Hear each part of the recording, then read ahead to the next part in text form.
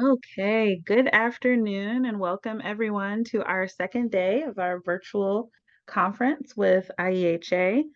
I am pleased to present our first speaker for today. We have Chad Mormon from IDPH talking to us today about private sewage disposal program updates. So, Chad, I'm going to turn it right over to you to get us started. All right, thank you very much. Um, so go ahead and get started here. Um, as she mentioned, my name is Chad Mormon. I am the program manager of the private sewage disposal program. This email here is my email as far as the easiest way to probably connect with me. That is my direct line to my office. I'm not in my office all the time, so the email is probably the quickest way to get a hold of me. Um, if um, if you need questions, and there will be some of this information that I start presenting that you probably will want information or approvals on technology, that kind of thing. So please feel free to email me with any request for those documents or anything. I will also post these on the portal too. If you have access to the portal, there you can pull that information off. So today I'm going to try to talk about what happened with our renewal process. As many know, we had updated our database recently, and it basically shut down our program.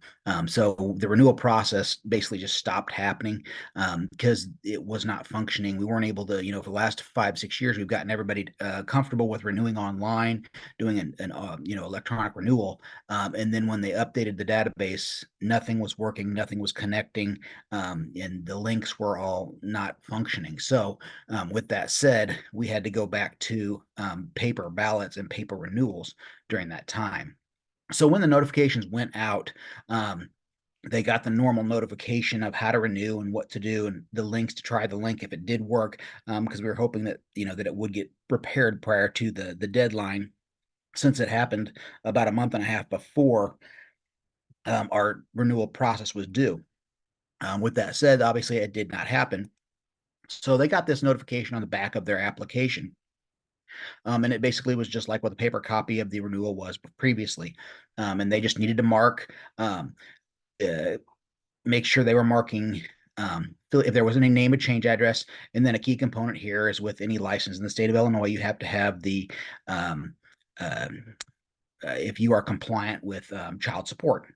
So that was one big issue that we came to find out, that a lot of people would fill it, return it, sign and date it, but they didn't mark the child support aspect. So some of them got a late application or an invalid application because they didn't mark that correctly.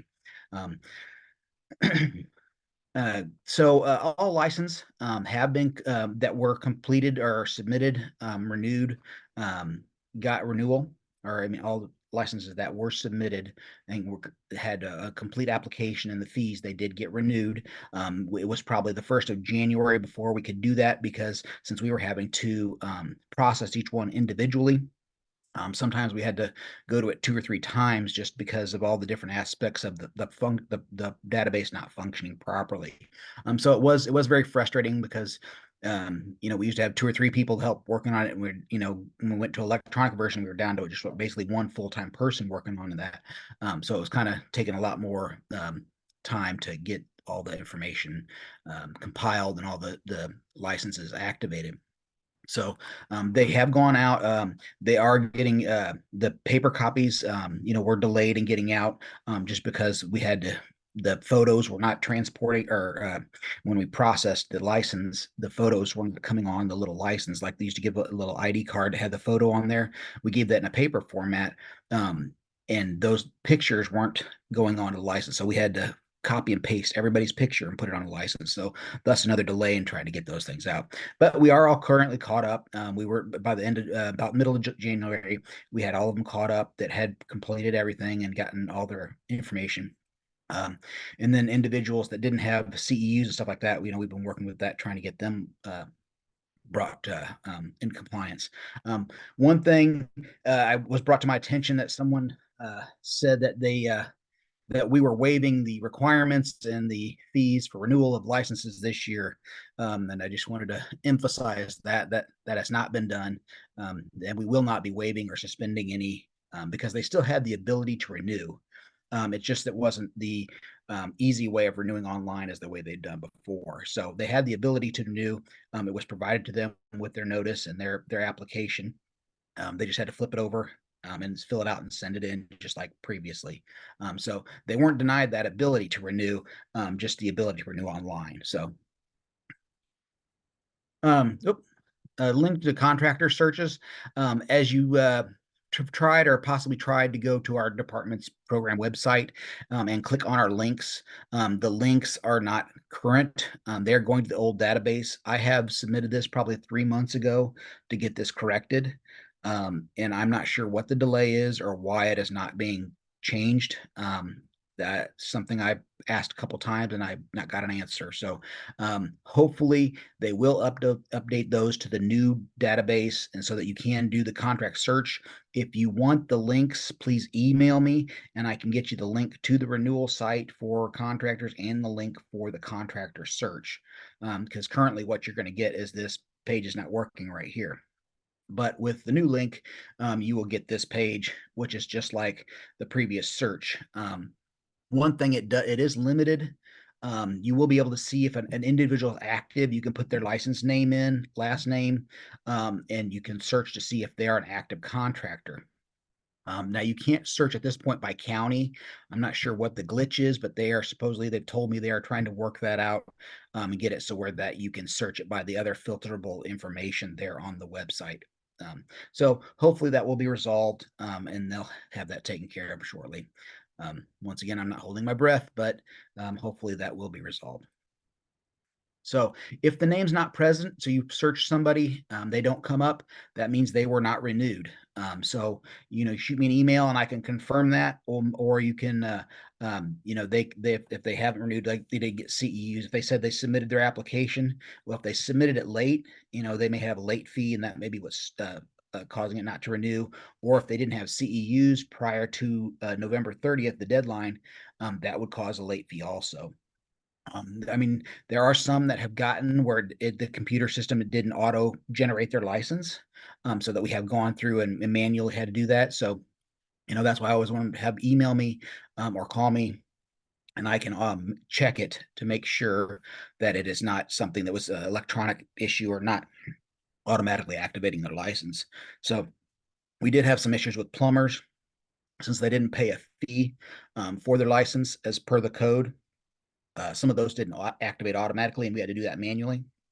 So there's those issues. But please have them contact me if they're not able to do that. So the contract renewal site, if you look at our website, this is the program's website under resources. They have the contract renewal site portion here. So that's where the link would be if it was if functioning. Hopefully this is what it looks like now. Still getting the same, does not work. But hopefully we'll get the new link. This one, this is what it looks like. Same thing. They'll put their license number to the top box and then their PIN number, which they get with their renewal application. They get the 5-digit PIN. And so if somebody doesn't have that, just have them contact me, and I can get them that information as far as the renewal PIN and their thing. Sometimes it's just paying a late fee. We have a quick access to our online payment that they can do. So with that, the contractor renewal link is working at this point. So they can renew online. And then also we have a payment page that is functioning also. So local health protection grants. This year, we have 34 full reviews that will be done in the 4 programs as part of the 24 year or the 2023 review of their local health protection grant. There'll be 6 follow-ups. So previous of if someone had a deficiency, then they get a follow-up the next year just to make sure everything's compliant. Sometimes the follow-ups, I know within my program, it's usually because change in staff or, there may only been one person at the county, that person moved on. And so there was a lapse. And so there were some issues that, they weren't compliant with the program. But now that they've got staffing, it's usually not an issue. So these are the regional offices and where you're going to see most of the reviews happening. Peoria is getting hit pretty hard this year with just with bigger counties or more counties in that region. And then Rockford obviously has just the one. Excuse me. So here's the counties that are actually going to get. I mean, you should probably know, obviously, if you're you're getting a review this year, but just to see the where the breakdown is and which ones are getting reviewed this year. These are the 34 counties. There will be some that that didn't get reviewed last year, or some that requested a waiver, and then they'll be also pushed into the next year. So depending on if they get the review, this is the list that we have currently. Examinations. Within the program in 2023, we were able to do 19 exams. We were doing the same amount, same locations, same. Luckily, we had able to have the same venues, which it worked out pretty good for us last year. So this is the list of the count locations and sites where we have our exams. So far, these are the ones that have already occurred. And then there are two right now that if you are a new person taking the exam, because of the 30-day notice that's required for an examination, you have to have it submitted prior to this. Now, if you have somebody that's taken the exam before, they don't they're exempt from that 30-day notice, so they can take it. But we just try to, if usually if it's less than a week, we don't usually put person on there, just because it's trying to get everything to all the materials, testing materials to the site. Sometimes if we try to add an extra exam, it wouldn't have enough there, or we wouldn't be able to get it to them in time. With a Springfield office, obviously it's a lot easier, because that's obviously a lot of the exams, that's where it's coming out of, so we can add and adjust that pretty easy. And we have a pretty good size room there, with the ability to have another room or extended overflow to those sites. So if somebody, a new person wants to take the exam, the next one that they'd be available would be the May 8th in Marion, or from that point on, they can schedule that way. The location in the Springfield that we have it, we used to have it up here at the DNR building here on the fairgrounds. And obviously we've moved down here to the southern part of the fairgrounds at the ag building, at the FFA office. They have opened it up. We had some issues with scheduling and stuff at DNR was making it more difficult. And this is a lot easier to get into. Parking is easier, and the room setup is a lot easier also too. So that's makes it easier on everybody. Continuing education. So if you have individuals or contractors that still need education, or local help protection staff, any continuing education that's posted on the program's website or that is approved for contractors can be approved for local help protection grant credit hours. So if you have somebody that needs training, anything that's always listed on our website as far as for contractors can be used for local help protection grant training requirements. So as I mentioned before, if you go to the resources page, they have the continuing education course for licensed contractors. You click on that, it'll give you this page, and then you'll want to click on the link here. As with most of my stuff that's going on right now on the website, this was obviously, you can see these are last year's dates. I submitted something back first part of January for it to be updated. Still hasn't happened. So one of these things, I'm not sure what is going on, but hopefully we will get this resolved so where we can get information out to everybody. If you have anybody that needs anything, please just email me and I can get it to them directly. With that, there are 2 trainings that are available at this point that are approved.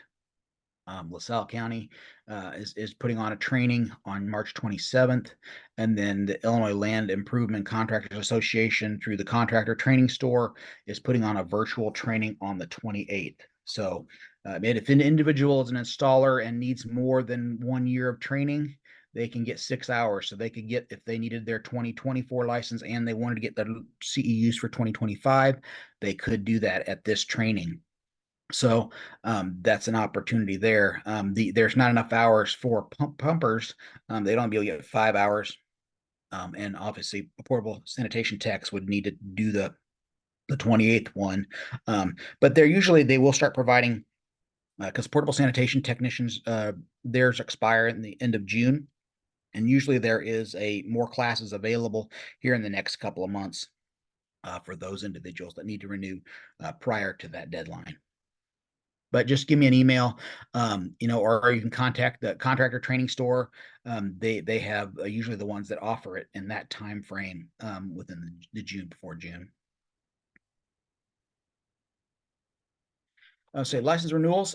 So at this point, I was kind of concerned that with all the things going on that we wouldn't have uh, as many renew, or there would be a bigger number not renewed. But looking at the numbers, we had 639 at the end of January that had renewed, which was the 76.3%, which was actually lower, or I'm sorry, was higher than some of the previous years. When we first started doing CEUs and that requirement, some individuals hadn't gotten into that groove where they needed to make sure they got them before the end of the year. So they'd let their license lapse and then get them after the first of the year, and then to be active. So, I mean, there's still a few guys that do that.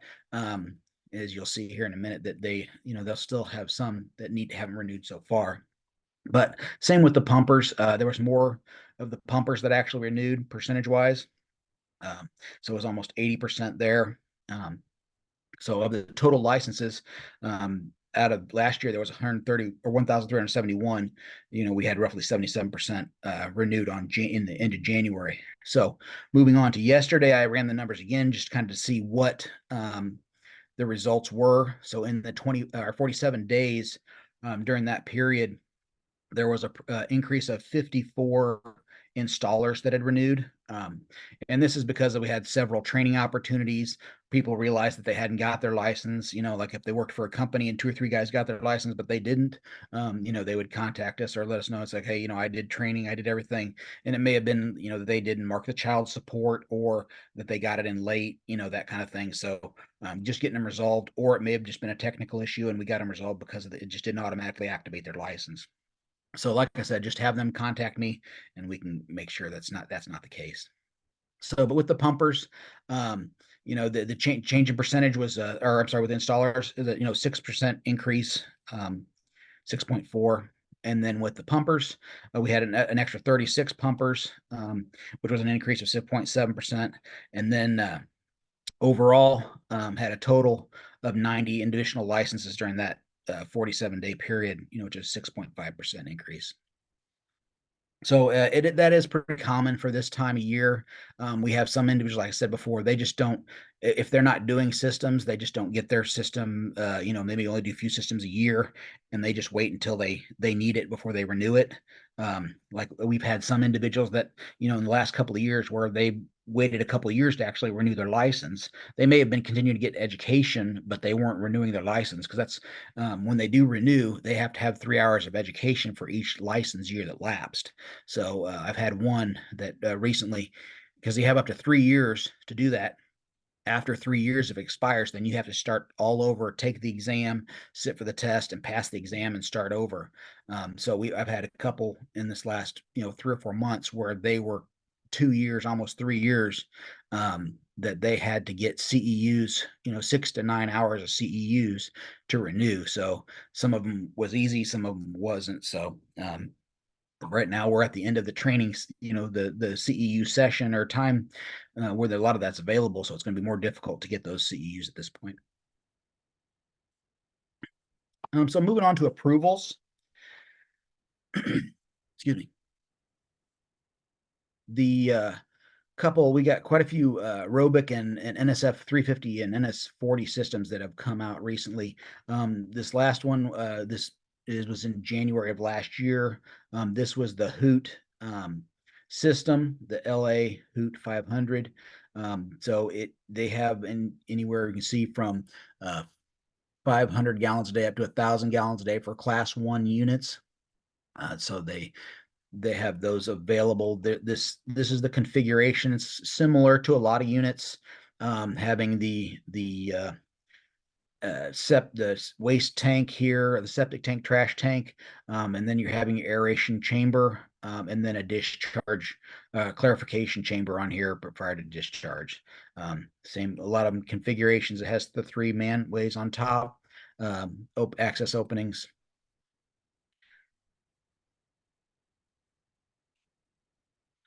This is just a cross section of that. This one has an additional dose tank on it, or a pump tank. Um, so the as far as the approval process that NSF looks at, they look at this component right here. This is just a bonus in addition. So if they have that attached or not, it's not it's not part of the NSF certification. This is it's just like having an extra tank next to it, except for this would just be configured in this tank if they actually design the tank for them with the pump tank in it. So you just need to make sure whatever application you're using that this pump tank is adequate or sized properly for what you're using it. But if it's just to lift it and dose it, then that's perfectly acceptable.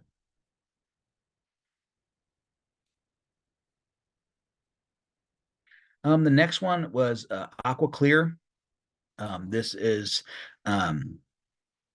they use the system with a UV light configuration. Um, So it's an NSF 350 system. They have both a fiberglass unit and a concrete unit. So that the difference of the F and the C here, obviously, in the different models. Um, so they do a 500 to a 1,500 gallon capacity. So then the system utilizes the Salcor UV disinfection system. Salcor, the company recently sold, and now those are manufactured by Longwave. So the original approval was with Salcor, but the Longwave UV, they bought the company, and they manufacture them identical to the Salcor's specifications. They've just changed the name. Uh, so here is kind of a cross section of that. You can see similar um, setup as far as the inlet tank, and then your air diffusers, and then the clarification, and then effluent going out. So those do require, this does require the UV light after the prior to disinfection or prior to discharge. I'm sorry. So another cross section of the tank, showing the different configurations. Here's kind of just a view of some motion within the system, having the inlet baffle, losing your fats, oils, and greases, and your solids will separate out, and then it baffles over into the aeration chamber. And then it goes off into the clarification area. This is the UV light here. So as it comes in, it'll go down one side and come back the other, and then go out to discharge. So that's they have come a long way with UV systems now. Some of them they used to had to, required more of a monthly maintenance and monthly service. Some of those now are going more than 6 months and even longer in some applications. Obviously, the clarity of the effluent is going to be a big factor on how well or effective UV is. If it's a murky or cloudy, the UV will not be as strong and as powerful of a disinfectant. But if it's a clear effluent, they do a pretty good job. Okay. The next one was another NSF 350 system. It's got a revised approval.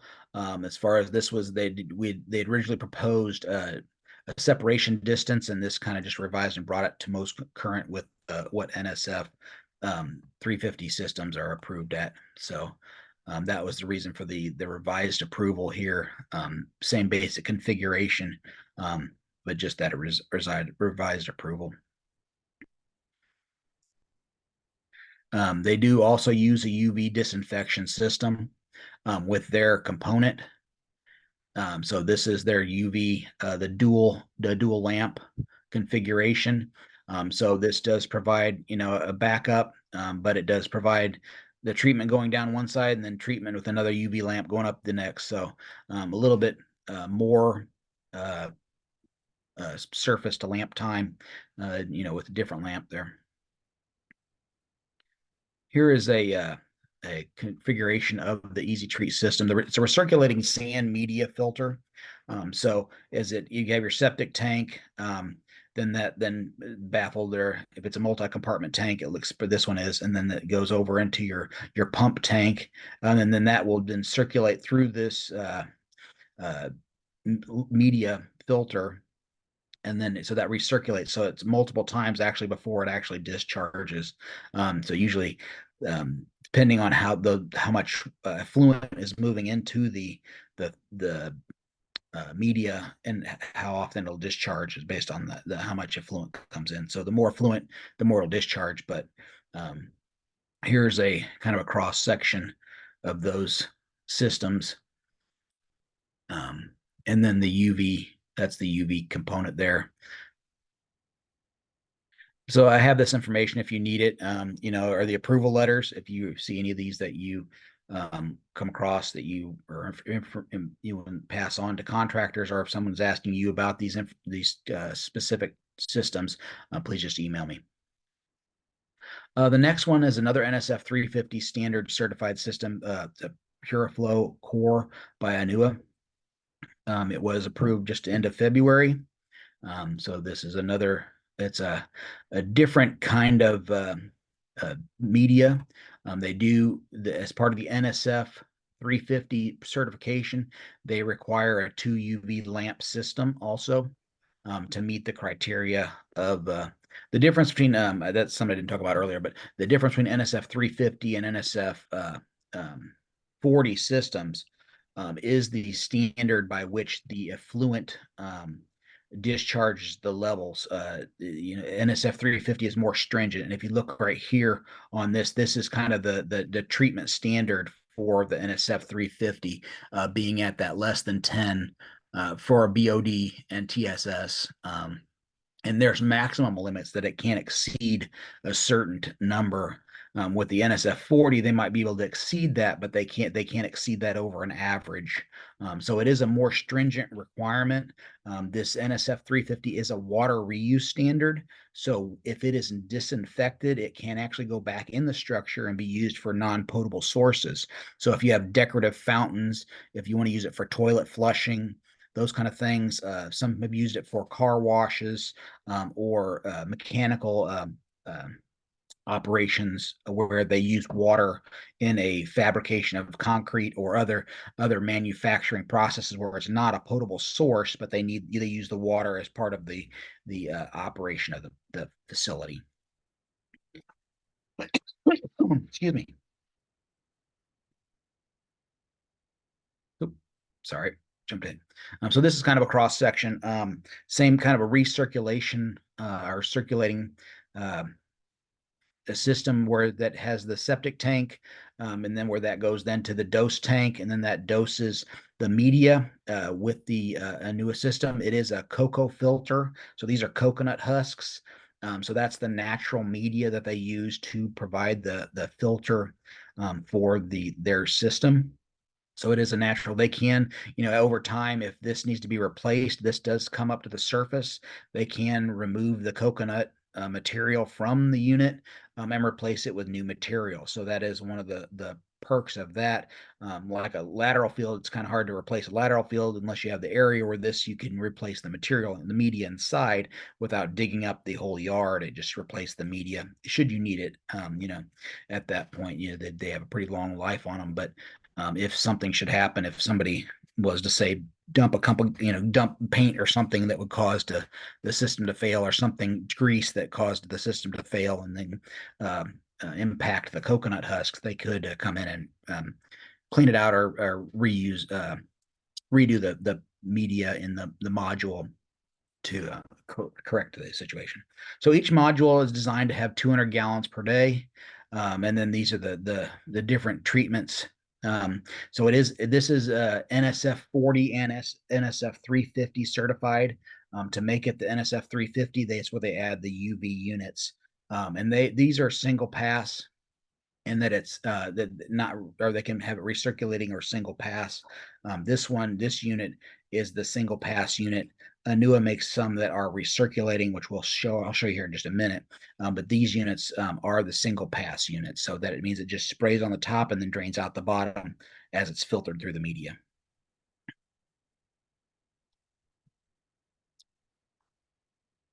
So here's a cross section of one of the pods. Kind of, it's more detailed. And like I said, if anybody wants to get this, they can actually look online. These are online. The technical papers, if you look up the different manufacturers and the different product, you can actually pull this information right offline. So that is information available there. They do have a sampling port, a sampling chamber if you need to have that, if it's going to have a surface discharge with it and you need to have a sample port on it. They do provide one of those with their um, to sell. The next is the Pureflow Core. That is the NSF 40 version of what we just talked about. So that, like I said, they had a 350 and a 40. That's what that is. So we did give approval for both those on February 29th. One being the 350 version, one being the 40 version. The other, the BioCore, that is a different unit, and that it had NSF approval. It is an NSF standard 40 unit. So they have different configurations with those types of systems. This is more of a recirculating style of system. So you'll see, as in their owner's manual, their design manual, it does illustrate how it is a recirculating, and it can come back at 80%. So this is an 80-20, where 80% of it will recirculate back into the dosing tank, and then that 20% then discharges from the system. So they do have a couple configurations. This one discharges from the bottom of the tank in this configuration. In the other figure, it recirculates everything back into the compartment, but then the 20% then goes to the drain field from the component. So different configurations for their system. And obviously you talk to the manufacturer to advise you on which would be best for your applications. But they're both approved. NSF 385. This is a new disinfection standard. We currently have NSF 46, but this one was just recently adopted, which took out the disinfection component requirement in the NSF 46, and now it's just a standalone for disinfection mechanics. It's a more stringent regulation. Um, it's as far as any both of these NSF standards are more stringent than what is currently in our code. What this does allow is, if a person meets this, then we know that they meet our requirements for the code. So they can prove either way through third-party testing that it's through the NSF that they've tested NSF, or through other third-party testing to show they're compliant with our regulations for any disinfection device that's going to be installed in the state. After 2013, when the code got changed, that is a requirement for any new disinfection device, that they have to prove that it meets the requirements. So for us to change our code to make it an NSF 46 requirement, or to make it NSF 385, we are going to have to change our code. So when we do make a code change, I don't have a date or anything, in the future where we are going to crack that open. I know that we are going to be getting the advisory commission back together here in the near future, so that we can begin that process, because there are a few things in the code, clerical issues that need to be addressed. And obviously we haven't changed the code since 2013. So there are some things that need to be updated in that code. So that is something that, it won't be this year, but, next year maybe more likely that you may see some actual language or see something, just more discussion on that. But at this point, it's not in the immediate future. NSF or NPDES permits, those are still done through Illinois EPA and through the ILG 62. If you go online, they have that where you can, get those information on how to get that permit and who to talk to at Illinois EPA. With that said, there was a Supreme Court ruling recently regarding waters of the United States. So it was kind of interesting to see how that will impact that program.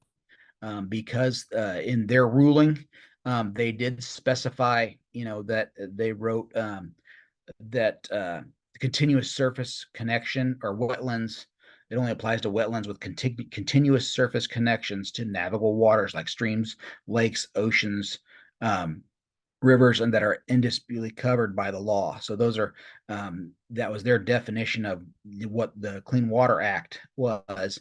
The issue was that the Biden administration's definition of significant nexus makes it basically any navigable water. It makes their enforcement to nearly all waters, wetlands in the country under federal jurisdiction, with little room for state enforcement. So it created a broader brush than what is allowed under the Clean Water Act. So that was what the reason for this ruling. Excuse me. So they also established that wetlands must be virtually indisputable or indistinguishable from the navigable waters for federal jurisdiction to apply. So they have to have it, the definition be that it is specific to them.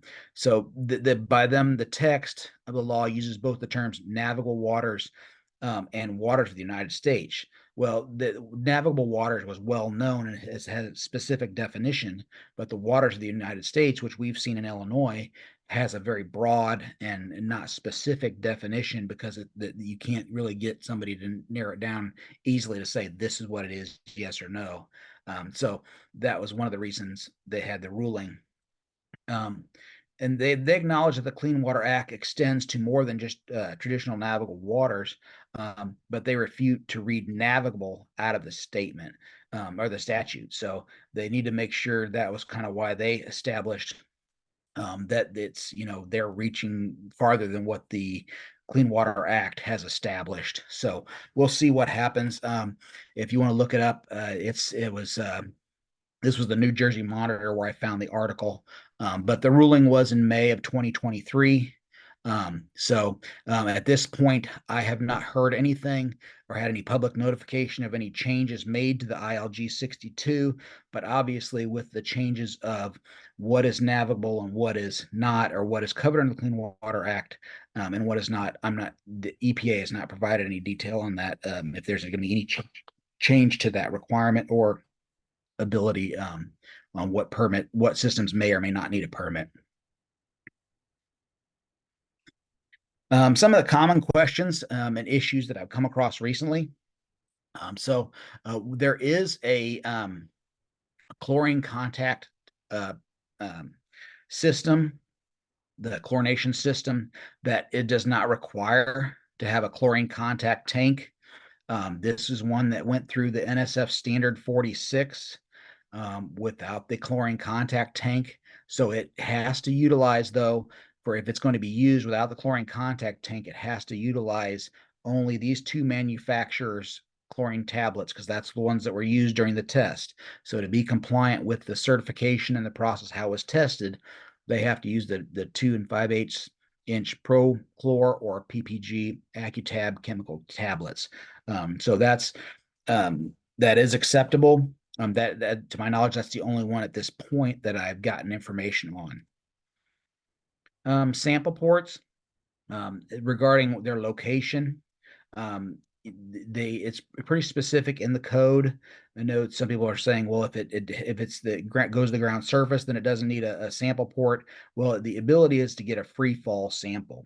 So if they have the ability, if it discharges to a creek where it's on the side of the creek and it free falls and you can get a sample underneath it, then you wouldn't need a sample port within 200 feet. That's within 200 feet of the system and the discharge.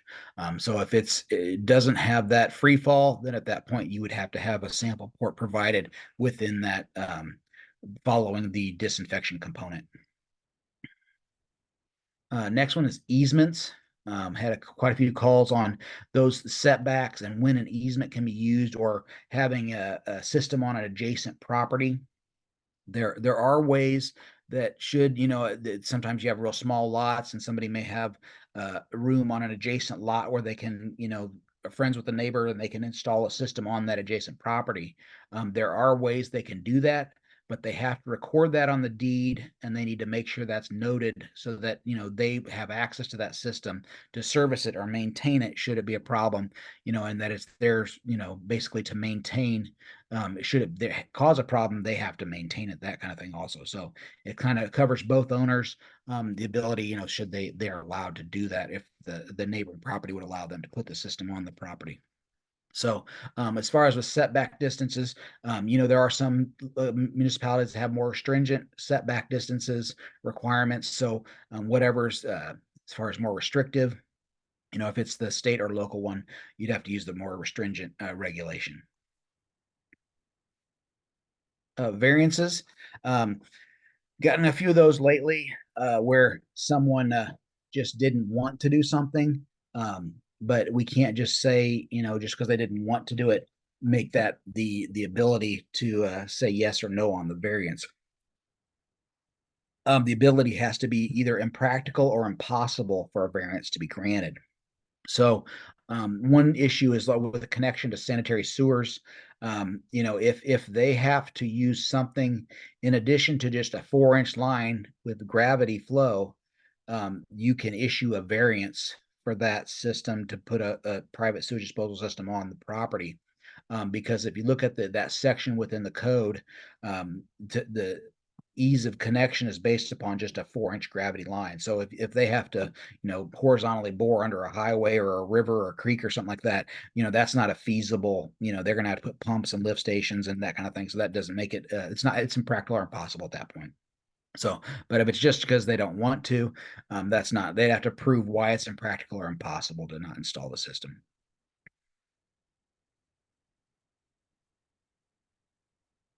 As I've been doing a lot of local health protection grant reviews, assisting with the regions, kind of coming across some reviews where I'm looking at the permits that are submitted, and seeing a lot of issues as far as with the site sketches and the applications. Now there are some that are very detailed, blueprint quality, very nice, but then you get some that are not as specific as should be. And so just kind of wanting to retouch up on what is required, that if you have contractors that are not submitting this information to you. When I was at Sangamon County, what I did is I made a checklist of all the requirements that I wanted to see on the site sketch. And if they were missing them, I'd highlight them and send the application back to them and say, until this information is provided, I cannot complete the review. So all it took is one time, because then they got that checklist and they used that as their guide to make sure they got everything on there afterwards. So that helps streamline the application process and making sure everything was completed, provided to me beforehand, so I didn't have to ask for it later on. But with that said, in section 905 190B of the Private Sewage Disposal Code, as part of the plan review drawings, you have to provide specific information. So with that, you have to have, lot sizes, dimensions showing the location of the system with on the site that's being constructed. If it's a, 150-acre lot, obviously, we just want to know the dimensions to the nearest uh, property line, or to show how far it is from the property line. You wouldn't necessarily draw it to scale on that big of an application. But obviously, if they're small lots, we would like to have all the lots that are going to be closest to the system. That you have to have the dimensions and the lengths of lateral pipes installed, showing where they're going and the distances and stuff of their location. We need to make sure we have all the distances to water lines, the water wells. Those could be adjacent water wells too, and then any potable water storage tanks or buildings. So anything on the site that's going to be a source of that can be contaminated by the system, we need to make sure we have proper setbacks. The next one is one of the bigger factors that I see not being marked or provided by the contractors: the site elevation and ground surface elevation. So they need to provide you that information with enough detail so that you can assure that, are they going to need a pump, or, is the system, as you look at the soils, are they going to be deep enough or not going to be deep enough? Are they going to have to pump it up to, to be above the limiting layers, those kind of things? So that information needs to be provided so that you can make a good approval process, that the system is not going to need additional components. Last thing, the location of the sanitary sewer, if it's available within the 300 feet of the property, that's something that they have to mark. So it may be like we had one recently where the sanitary sewer was adjacent to the property, but they had to horizontally bore under a creek and go through, but it was less than 300 feet. So this is where it'd be marked on there, but they were allowed to do a private sewage system because it was going to make it impractical or impossible to try to bore underneath that creek. So this is kind of a couple of systems that I do in the permit reviews. I saw applications that look like this. Excuse me. So, there's a lot of big questions here as far as, well, what was this box? And then, it's septic. Was this a lateral field, a sand filter, those kind of things. By just looking at the site sketch, you wouldn't know these, what the distances are, of any of these components. So all this information needs to be labeled. What utilities are up here, what's connected up here, what's the closest property line, those kind of things. We don't know any of those factors in here. So basically, they need to provide more information when they're doing these, submitting their applications. They need to make sure that they're getting you enough information that you can do a review to confirm that it's compliant with the regulations. So this isn't a blueprint drawing, but at least it provides you more information so you can do an evaluation to make sure. One good aspect of having this kind of information is that while the contractor's doing the install, if they need to move the system, to the right or to the, one direction, 20, 30 feet, you can look at the site sketch and see if that's going to be an issue with the well, or if that's going to be, if it's going to change the soil borings, that kind of thing. You can be able to look at that, and you might be able to give an approval without having to go to the site and to do an on-site visit, if they provide that kind of information. So you need to make sure, like I said, the slopes, and showing which the direction of the property is, if it's flat slope on the fields, or the contour of the land. The next thing is having surface elevations. So, if your benchmark is at the house, and then what the surface the elevation is at the tank and the lateral field, just so that you can see the natural progression or flow of the surface of the soil, so that if they are going to need a pump or lift station, or if it's going to be able to meet that requirement for limiting layers. Another thing to require on there is your soil borings. This will help you to make sure that they're putting the system where the soil borings were done, and to make sure they're compliant with because in some soil borings, a change of 20 feet may be a pretty drastic change if it's on the side of a hill, or if it's on, some soils, they may have a pretty drastic change between 20 feet with the different soil types. And then your distances, just making sure that all the components, to the well, to the lateral field, that those are marked. I don't have a problem with someone. I've seen a lot of where they'll just put a circle at 75 feet to show that they're compliant. That's fine. I don't have a problem with that, as compared to doing each individual location, just so that it's shown that it's obvious that it's not near the well. Then you just want to make sure that all your components, between components, showing the distances, the setbacks, location between each component, how far property lines are. Just make sure that information's on there. So what this does is that this just makes the contractor, make sure these aren't tabletop inspection or tabletop permits, but they actually get out to the site and they're putting, a laser on it, or a transit, to make sure they got proper fall. If it's a brand new construction, there's no house or nothing out there, these can be proposed. They still will need to have, to get some surface elevations out there, so they can estimate their distances, as far as to make sure they have proper, if they'll see, make sure they have enough fall, or, separation from limiting layers. So that is something they still would have to go out and do a site inspection, but they can do that without having to, uh, without anything in the ground yet. It's just a proposal.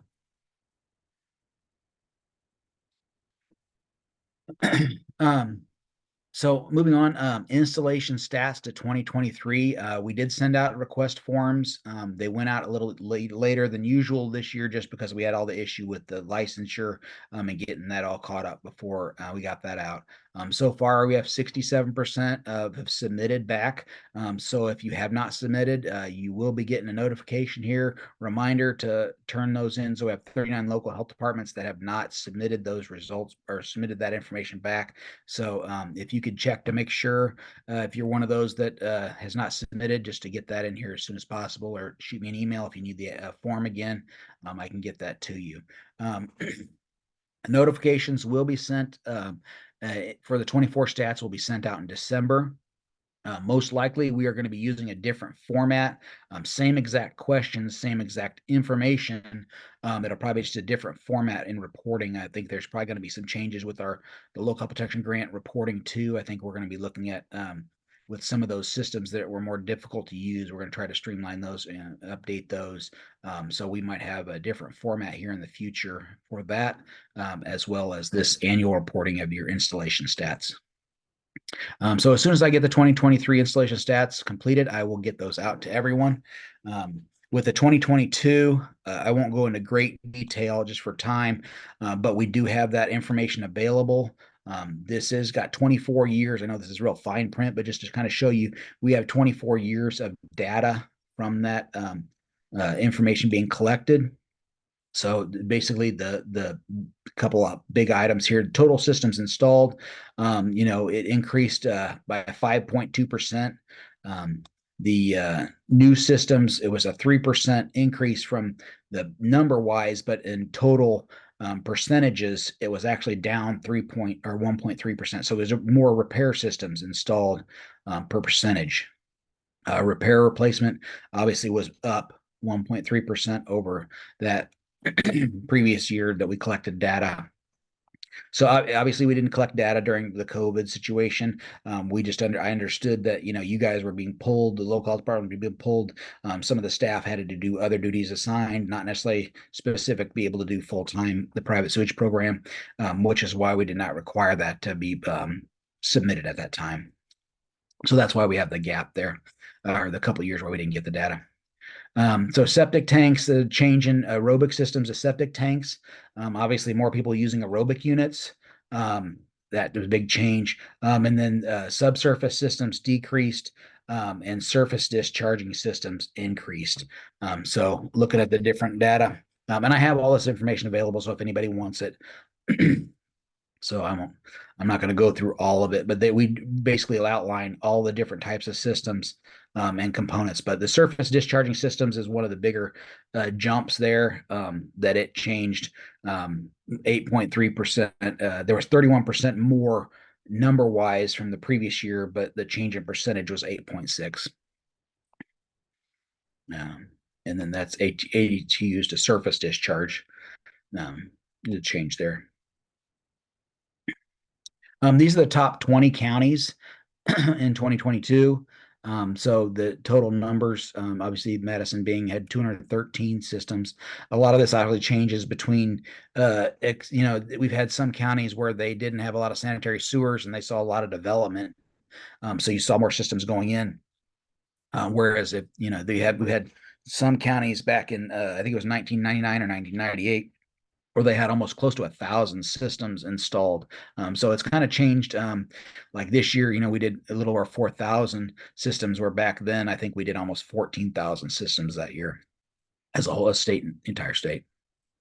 So it breaks it down to different components, types, most new systems, most repairs, aerobics, and then each different component also breaks down most lagoons, those kind of things. So there's different data that I have within this that kind of collect, that kind of shows the different, most discharging systems, most subsurface systems. Some of them are up, 100% either way. So with that, I've kind of left a few minutes for questions.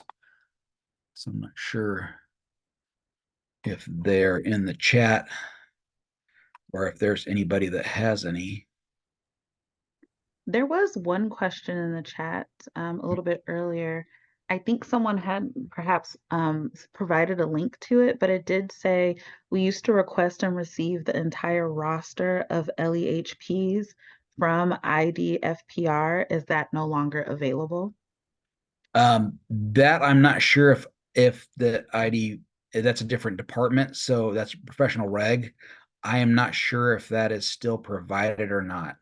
Um, that is something that they'd have to contact them um, if they still have that ability.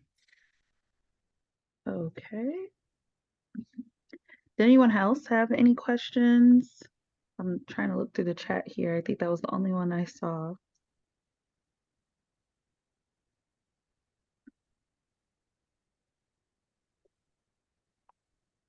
And that's what I think the question is to try to change it to a spreadsheet from a spreadsheet format to more of a website as far as for the I think the installation data. That basically what that's it's going to be more of a there's two different possibilities that we're looking at two different options. The smart sheet or another format that would collect that information and then populate a spreadsheet. So it's there are two different options we're looking at right now that hasn't been finalized. But I think it will be something more, it will be different than just a spreadsheet format. We'll be able to manipulate the data a lot easier. And you, as the local health department submitting it, will be a lot easier also, too.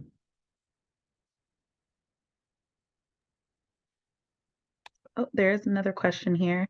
Is there an updated approved tank list and approved sand sources? The approved tank list we do as we get the information, we do uh, provide or populate that. I would have to see what the last date was, the last tank. I haven't had any last um, at least 6 months, I believe. But there, I'd have to look back previous to that. I don't know that we've had any new additions to the septic tank manufacturers. If anything, somebody may have just bought a company and then they renamed it, but the tank manufacturer did not change, or as far as I don't think there's any significant change. Sand sources, we used to do a sand sieve analysis, but our lab no longer does that anymore. So we aren't able to do that internally. So if you do have a sand source that you are getting sand from, you can request from them to provide you their sand sieve analysis. A lot of them do that for the ASTM standards and requirements for their whatever application they're using that sand, because a lot of it's not always just septic systems. It may be for roads, bridges, those kind of things, or other applications where they have to have assurance that it is a specific sand type. So they will provide or do a sand sieve for you. So just request a copy of that to make sure that it's compliant from the source. And if you have questions on those, just shoot me an email and I can help you with that as far as interpretation or to look at it. But they should be able to provide you with that to make sure that it's compliant with the material that's required for sand filters or other applications in private sewage.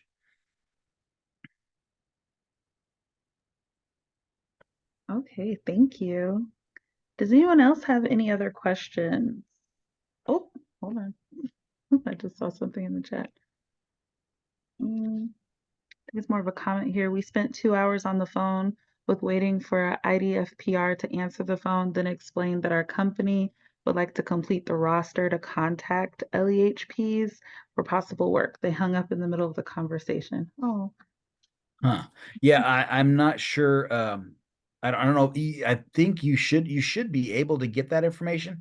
If not, I think you can FOIA that. I think you can. It's now I'm not sure what information as far as personal information they can give you, but they should be able to give you some kind of an address or some information where you can then distribute that information. But that would be something you have to direct at the Department of Professional Regulation.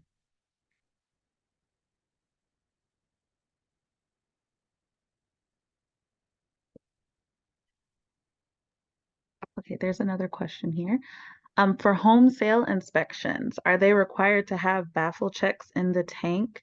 The realtor contract has changed to where they have to let the buyer choose if they want an inspection for functioning and has a separate check for baffles, functioning, and pumped. We don't have anything in our code for home sale requirements right now. I'm guessing this is up to the local department requirements. Yes, that is true. There is nothing as far as point of sale or time of sale inspection or requirements for evaluation. I know at one point there are some counties that do that.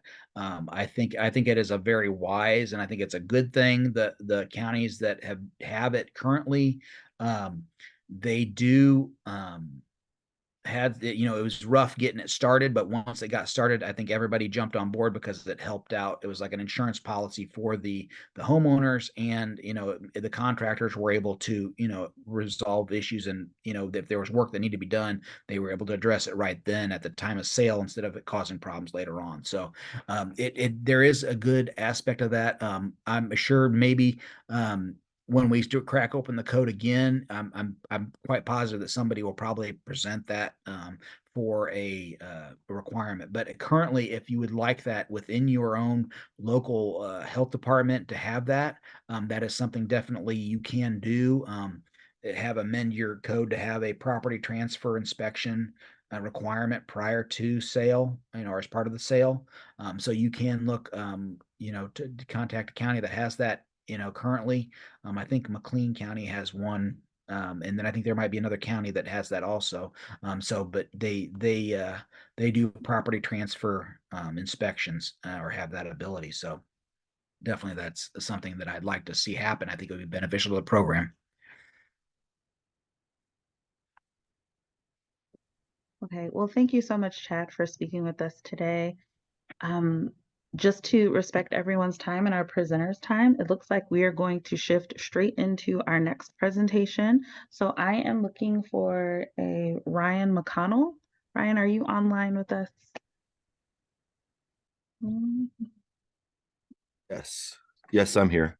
Oh, Can you okay, hear me? excellent. Yes, I can hear you. If you would like, Great. you can go ahead and, if you have slides, you can go ahead and share your screen, Okay. and then we can get started. Ryan is going to talk to us, and correct me if I'm wrong, about permitting a septic tank, or I'm sorry, a septic system. Correct. All right, awesome. So I'm going to go ahead and turn it over to you. Okay. Hello, everybody. Hope everybody's doing good today. My name is Ryan McConnell. I work for Peoria City County Health Department. I've been in the septic game, if you will, since 2003 or four or so. So a little bit of experience out in the field. But yeah, we're going to talk about permitting an on-site wastewater system today. Pretty much going over the basics here, nothing too crazy. Let's see here. And I do like my transitions, so I apologize in advance. So you'll see quite a different array of transitions. So obviously, with the first step with any type of permitting is the application. So we have taken this application over years and years and looked at other counties and and basically we're looking to see what would work best for us. So obviously, we do want to know the difference between a repair, a replacement, a new construction, what the plan is going into the septic, because obviously there's going to be more obstacles when having to do a repair than a brand new septic with virgin soils and all that. So obviously we want the owner information. We definitely want email. We tend to do a lot of correspondence with our septics, not necessarily with the homeowner, but definitely with the contractors. So we definitely need a good contractor email in there and a good phone number because contractors don't like to fill these out all the way. And we honestly we're thinking about doing a biannual training on with our contractors, just basically to make sure that they understand what is expected of them when filling these out and what we require them to do. So obviously the property information is vital. We do need to know exactly the PIN, the parcel, the lot number, what have you, where it is located. We even do want directions. Obviously, Google Maps can be wrong, so we definitely need a detailed way to get to the site, especially when you're dealing with open fields and different areas. Usually, the easiest indicator for us to find where the septic is going is obviously we do like to keep the soil flags in the ground once the soil borings have been done. But that's not always the case, especially in the summertime when you have people mowing, you have crops in the field or different things like that. So the property information obviously is our jump off point. And then basically we need to know what type of dwelling it is going to be. Obviously, there's a difference between residential versus commercial. Residential, we're going to base that off the size and the number of bedrooms. So we need to know how many bedrooms. Are they going to be living there all year round? Is it seasonal? Um, Basically, is it a campground? Is it a church? Really want to know as much information about the type of dwelling as possible, because that does matter when we're sizing the system. Um, we also need to know whether or not it's going to be a class 5 injection well, because that's going to make a big difference, especially when planning the well. You have to different setbacks for that, for their setbacks. We do need to know whether there's going to be a garbage grinder, basement plumbing, a water softener, and if so, how many gallons per day, and where are we discharging that to? We do have a lot of septic contractors that like to discharge that to its own specific trench for the water softener, as opposed to putting into the tank or going bypassing the tank and going into the field. Um, so we do also need to know whether or not they have a hot tub, and where that is also planned on discharging to. We want to know about their water supply. Are they using public water? Are they using a new well, an existing well? And then we also want to know about geothermal loops, basically, once again, for distances and making sure that they're able to maintain those minimum setbacks. The second page of the installation, now we're starting to get more into the septic. We're talking more about the tanks. We're talking about the aerobic treatment unit, what type, the manufacturer, um, and then the model number. We need to know as much information basically as possible when we're talking about anything having to do with the septic, because it saves us from a lot of go back and forth between the contractors and us, just trying to verify different things. Obviously, we need to know what kind of seepage system they're looking at. Here in Peoria County, we seem to see a lot of chambers. We see a lot of Illinois raised beds. We've been seeing more and more with the Presby systems lately. Those are nice because they don't take up as much space. And we have been seeing a lot of people putting chambers, but not using the 9-foot centers like they used to. They're using a lot of them are using 5-foot centers now, just to basically save space. So we do want to know the soil absorption rate. Obviously, we're going to need a copy of the soils, and have those attached to this application too. But that soil loading rate is going to be basically how we're going to size that system and make sure that we have enough space for the water to go. So we do need the limiting layer. Usually that in Peoria, that's a seasonal high water table or an NR or a 740 soil. And then we also want to know the depth of that limiting layer, where the water table is at, if there was saturation during the soil boring, all that good stuff. Let's see here. So we have chambers on here. We have a seepage bed, and then we also have our Illinois raised filter bed.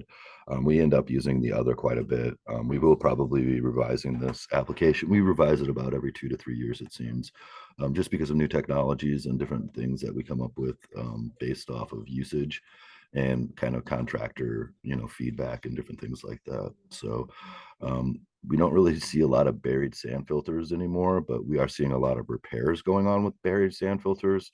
So we do need to have that information on those too. So over here, we've got more general information to the right.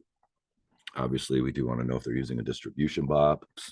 We do have a lot of contractors that will use a solid header. But we also want to make sure too, obviously in 2014, it became required to where you had to have a riser on that distribution box. Prior to that, there was no riser requirement for that distribution box. And it seemed like the contractors kind of didn't like that very much, because it's a lot easier to work on a system and see what's going wrong if you can open up that D box and locate it very quickly. So we ask about pump chambers. Sometimes you do have to pump up, especially if you have a walkout basement plumbing and different things like that, and you're going up to the front yard or other things like that where you have a seasonal high and you have to raise the system up. So we do have a lot of pump chambers that go in. Sample ports, we see a few of those every year, usually after aerobic units, and sand filters that are tied into tiles or other things where they're going and leaving the property. Most of our aerobics that go on the ground, they usually end up going to a 2/3 system. We don't have a lot of discharging systems that go in here in Peoria, as you can tell by the fact that we put in a lot of gravel beds here. Otherwise than that, curtain drain, obviously very important. We need to know where it's discharging to, how deep it is, and is it going to work with gravity flow and what have you. And then if you look underneath that, we have a little statement there basically about the NPDES permits and different things like that, because that's very important. After 2014, we had to make sure that if it was going to discharge and possibly enter the state waters or whatever they've defined it as now, we needed to make sure that they were aware that they did need to apply for an EPA permit for the NPDES program. All right. Obviously, Chad was talking a lot about the drawings. And to be honest with you, this is where we probably run into the most of our issues with our contractors. That drawing that he did show on the screen is pretty typical, of what they want to give us. Because if anything, they just basically want to propose a system and then put it in any which way they want sometimes. But at the same time, we do have a couple of contractors that do an excellent job as far as the drawings are, and they looked like that second drawing that Chad was showing, of where everything's labeled. You have no question. Even the trees are correctly spaced, and all that. And those are the better drawings that make our job a lot easier, because we are going to visit the site. So once we get an application in hand, if you looked at that first page, oh wait, no, it's not on the first page. I'm sorry, I'm getting to that next. Apologies. So we are going to do a pre-site once we get an application in, and we're going to go out to the property and physically look at, the topography, where they plan on putting the system, where the soils are located, the elevation, the fall, all that good stuff. We're going to look for existing wells, cisterns, abandoned wells, anything that would require a setback distance with the septic. So we are going to go out and look at that. But it is 1,000 times easier if you already know what is there, because the contractor has actually done their due diligence and then has included that on the drawing as well. It makes our pre-site visits go from 20 minutes to 15 minutes, as opposed to standing around on a property and walking the property and looking for every possible thing that you could need a setback distance from. But then also we're going to have our application approval right underneath the drawing. 9 times out of 10 anymore, they won't actually use this page of the application, because we do require contours, a map of the property with contours, which they get from our GIS program. And then they will usually put that drawing of the septic diagram and then also their soils on that contour map, because that actually shows the difference in elevation from I think it's every 2 feet, 2 or 3 feet, as far as up or down. Then if you look over at the right there, this is for the surface discharging. This is actually more of the NPDES regulation and stuff like that. So we do need to know if there's a buried sand filter there, what you're discharging from. Are you using some sort of disinfection, whether that be chlorine or UV light? I will say we have seen an uptick in the amount of UV light being used in our county, as opposed to the chlorinator. 10, 15 years ago, you mainly only saw chlorination being used, which, only works if you actually put chlorine in it, which I believe a lot of people were having troubles realizing that they were out of chlorine, or not checking, or basically just, forgetting about it. Personal example, when I first started doing this job in 2003, I had grown up on a septic system, didn't know what it did or how it worked or anything. And I remember after like probably the second month I had started, I had gone home and asked my dad when the last time he put chlorine in the sand filter chlorinator, and he said, "Oh, I'm supposed to do that." We've been living there for about 15 years at that time, so probably should have been done at some point. But he does it now, because eventually, guess what happened? The system kind of got gross and clogged up, and he could no longer use it. All right. Let me see here. All right, so the application review, and once again, we're going to complete this. Every time we do a septic, we have this green sheet. That's how you know it's a septic, because it's green. Our well sheets are blue. Basically the same kind of sheet we use on our wells and our septics. And basically it's a way for us to keep ourselves accountable to the whole permitting process, if you will. Obviously, you got your vital information up towards the top. You have your owner, the site address, what city, township, the PIN. And then the next thing we're going to do is we're going to put on when the application was actually received by the EHS. once again, that comes down to helping us with program review and realizing whether we're being efficient with these or not efficient with these. So the first thing we're going to do when I receive one is I received it, obviously today. I would put today's date on it. And then I always try to go do my preliminaries the day I get it.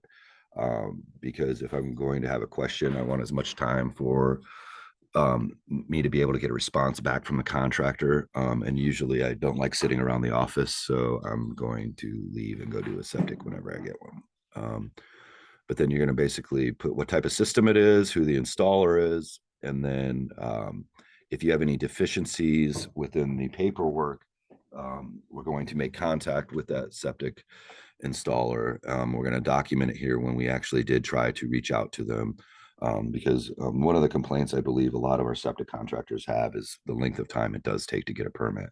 Well, when I don't have all the proper information, and I have to contact the septic contractor several times just to get all that information, it does slow up the permitting process. And they are aware of that, but it's still always our fault because it's just the way the world works, I guess. So, but we will have to sometimes contact the property owner too, because sometimes we do need, especially if it's on a repair, we are going to need water usage. If they're on city water and they're not on a well, we do want to have 12 months of water usage just so we can more adequately size that system as well. Our septic contractors are very good about attaching the soils, once again, because that's what they're basing their calculations on. And we're also going to base those calculations on that as well. And we do have to check their math, and we get our math checked as well by supervisors. So that's just kind of a reoccurring theme, crossing the T's and dotting the I's. And then a drawing with the contours. Once again, the contours really are important, just because they kind of tell you the elevation, and if they're trying to push water uphill, because you do need to know that, because that will require pumping and different things like that.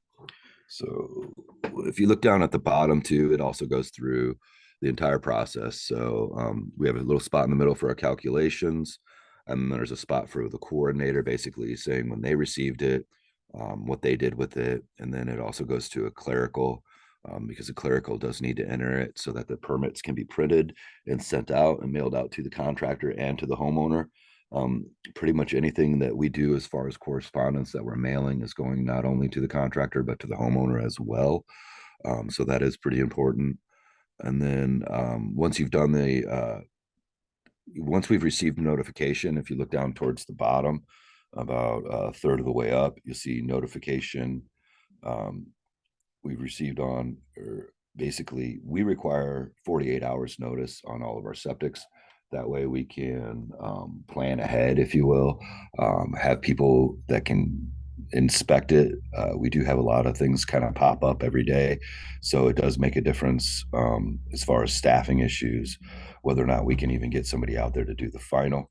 So that is pretty important. So we do need that 48-hour notice.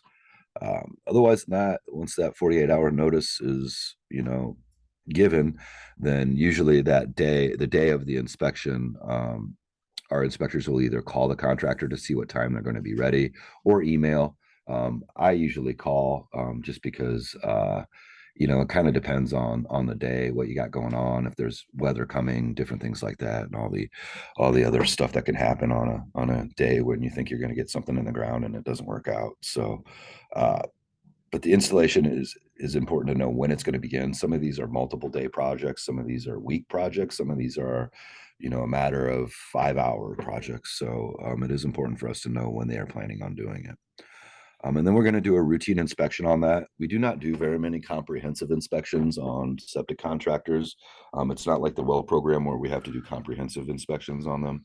However, for training purposes, especially when people are putting in things like that we don't see very often, whether that be like what's a good example of that, like a commercial raised mound where there's 2 mounds on it.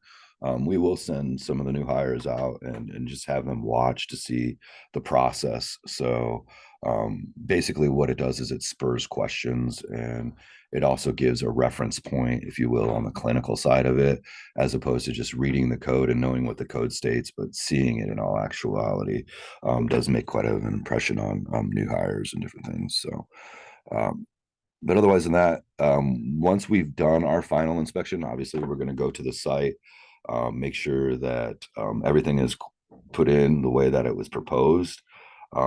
Sometimes they will have to orient systems different ways because of trees or things, that underground hazards that they didn't know were there until they literally started digging. And that's fine. We're not going to really, worry too much about it going north, south, east, west, as long as it's put in the proper soil boring area. That's what we really concern ourselves with. We do have a part of our permit that says, more specifically, if they do need to avoid a certain subsoil soil type, as far as one of the borings. A lot of times we'll have 3 borings. 1 or 2 of them are complete garbage, and 1 of them is really good. Well, if 2 of them are complete garbage, you have a 10-inch seasonal high or something like that, and the third one somehow has a 50-inch seasonal high. Obviously we want them to stay in that third one so that they don't get into the seasonal high. We still may even want them to put a curtain drain around that, just because it's obviously a high water table through that area. Otherwise than that, we're basically going to go out, do the final inspection, do a drawing on that. We do try to do it as close, to the way it looks. Obviously, we're not getting it to scale, but we do try to get it as close as possible.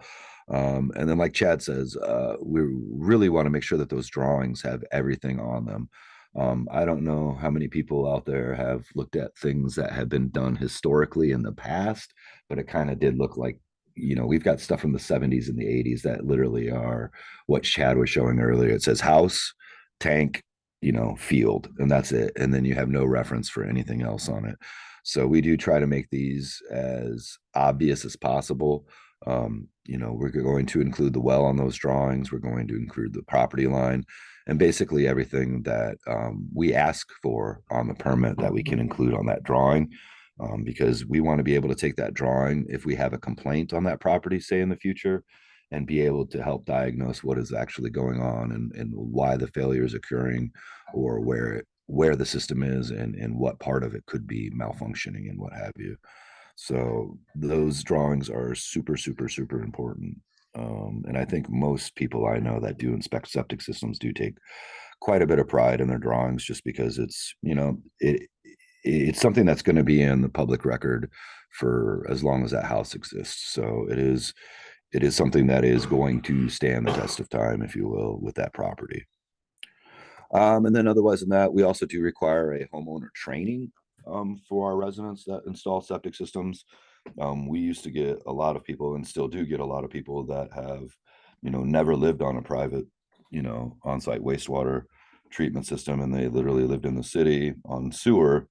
And when they were living on sewer, they just threw everything down the toilet, kitty litter or whatever. They didn't care, paint, whatever. But now that they're on a septic system, they definitely need to be advised and let known that you really don't want to be throwing anything down, just anything down the toilet. Obviously, you shouldn't be doing that with a public sewer either, but now they're actually responsible for it, so they have vested interest in maintaining and operating that on-site wastewater treatment system. All right, so that's the application review. And once we've done the application review, that's when we're going to go out to the site. So basically, we want to make sure that we do our due diligence on everything that the contractor has proposed to us. Once again, there's going to be more due diligence done on a existing property as opposed to a new property. When you literally have no features on a parcel, there's less investigating that needs to be done. Maybe a simple drive out there and then just looking at the lay of the land, where they have the house staked. Is there gravity fall to where they're proposing the septic? Are they going to have to pump up? Is the topography crazy? Will they be able to get in with space? What system the contractor has proposed? So the pre-site inspection, like I said, the first thing we're going to do is I'm going to look to see if there's already a pen file on a existing property.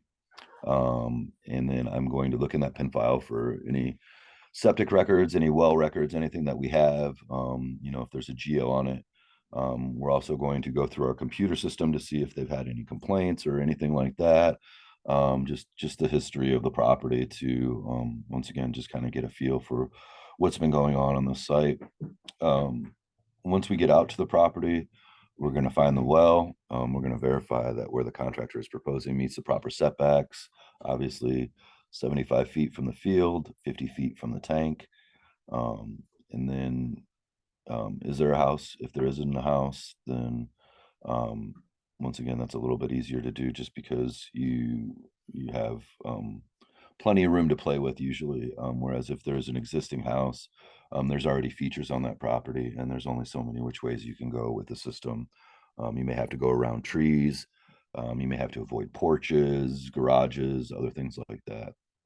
So there are a lot of construction site concerns, especially if the house is not built yet.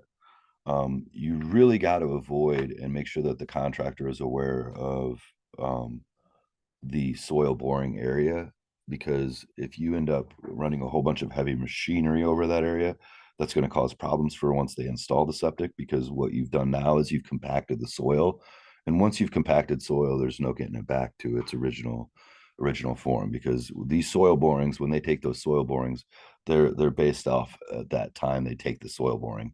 If you come through after the soil borings have been done and compact the soil, those soil borings are no longer valid, because the compaction of the soil is basically taking all the area, the spaces within that soil, and closing them up effectively. Okay, so it's not a bad idea to ask for on new construction to have the contractor basically denote the area for the seepage system.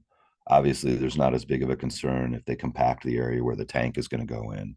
However, the absorption area, it really does matter. So it's not a bad idea to have them cordon off that area with caution tape. I've seen contractors, you know, put equipment around in a square so that nothing can get into it, and into the area that is going to be used for the subsurface discharging. We are going to look at our GIS system. If you look at the picture there, that is basically how our GIS is set up. Basically, you search for a parcel or an address, and it'll pull it up. It'll give you pretty much all the information you could ever imagine or want on a property, down to the genealogy of it even. That does matter sometimes for FOIAs and different things that are, older systems. Uh, Contour lines are on there. That's where the contractors are going to go to print off a map with those contour lines. And that's where they're also going to draw their system on those contour lines. It's really nice too, because it tells you the lot lines. It gives you an idea of the boundaries of the property, the right of way, if there are any easements on that property. Sometimes you'll have different easements because of wind farms, railroads, what have you. And those are necessary to be aware of, because trust me, you don't want to get within too close of a railroad, because they will lose their mind. I remember going out to on septics that were located within, so close to a 8-inch or 10-inch gas main. And you look up and there's a helicopter in the air when they're doing the install, and they're literally watching you the entire time, because they are concerned when anybody's digging around their pipelines. So you also want to look into and make sure that there isn't water or sewer available. Once again, that 300 feet setback, if you're within city sewer within 300 feet, then we do want you to connect to city sewer. However, like Chad was saying, we can variance that, especially if there's going to be some type of economic hardship. So obviously a $40,000 septic system is a lot better than, being 200 feet within sewer and having to pay $1.5 million just to get it to the sewer. So we do allow for that. There's been a lot of go back and forth between more so businesses probably than residents, because ultimately a lot of these businesses that we deal with, they don't want to be on septic. They want to be connected to the sewer. But sometimes you got to wait till it gets there, and you have to modify things and do variances and all that kind of fun stuff. So, but yeah, 300 feet with the sewer. If it's not there, then we'll do a variance. if it is there within 300 feet and it's an economic hardship, we will do a variance for that system. And most of the contractors are aware of that. But every now and then you will get somebody right in the middle of town who just doesn't want to pay sewer, or doesn't want to pay water bills, and they want to get a variance, and just because you want one doesn't mean you're going to get one. So that's not the way that works. You have to show some sort of hardship or reason for the variance that is logical and reasonable.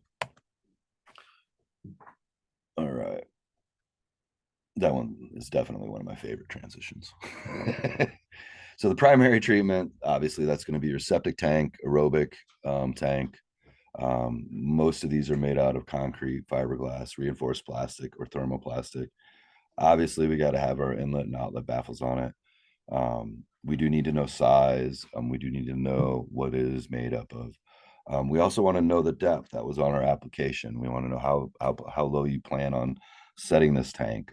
Some applications, these tanks need to be 10 feet in the ground. If that's the case, then you're absolutely going to need a riser on it, because how are you going to be able to pump it? How are you going to be able to verify baffles if you just bury it under 10 foot of earth? So if it is more than 12 inches below the ground surface, risers must be provided. We do like seeing them on the inlet and the outlet. But if you had to go with one, I would say I would rather see it on that outlet baffle, because honestly, that outlet baffle is doing the majority of the work as far as keeping that fat, oil, and grease layer in the tank. Most of us know that when that fog layer gets out into the field, that's what plugs up your system and basically forces it to fail. Obviously, the size of our tanks is based off of 1.5 the daily sewage flow. And that sewage flow has always been considered 200 gallon per day per bedroom. Obviously, that's for your residential. Your commercial is going to be a little different. Commercial, it's going to take into account whether it be employees, the type of business. Is it a motel? Is it a restaurant? Restaurants usually are based off of meals and seats. So obviously the size is going to be an important thing when sizing a commercial place, and we do have guidelines in the code for that. The bare minimum is going to be a 750 gallon tank. I have done many an inspection of where you legitimately have a farmer put up a pole building. He wants a toilet out there, and yeah, you're gonna put in 100 or at least a 750 gallon tank just for that one toilet. You may never have to pump that tank, but at the same time, you have to have that reserve capacity.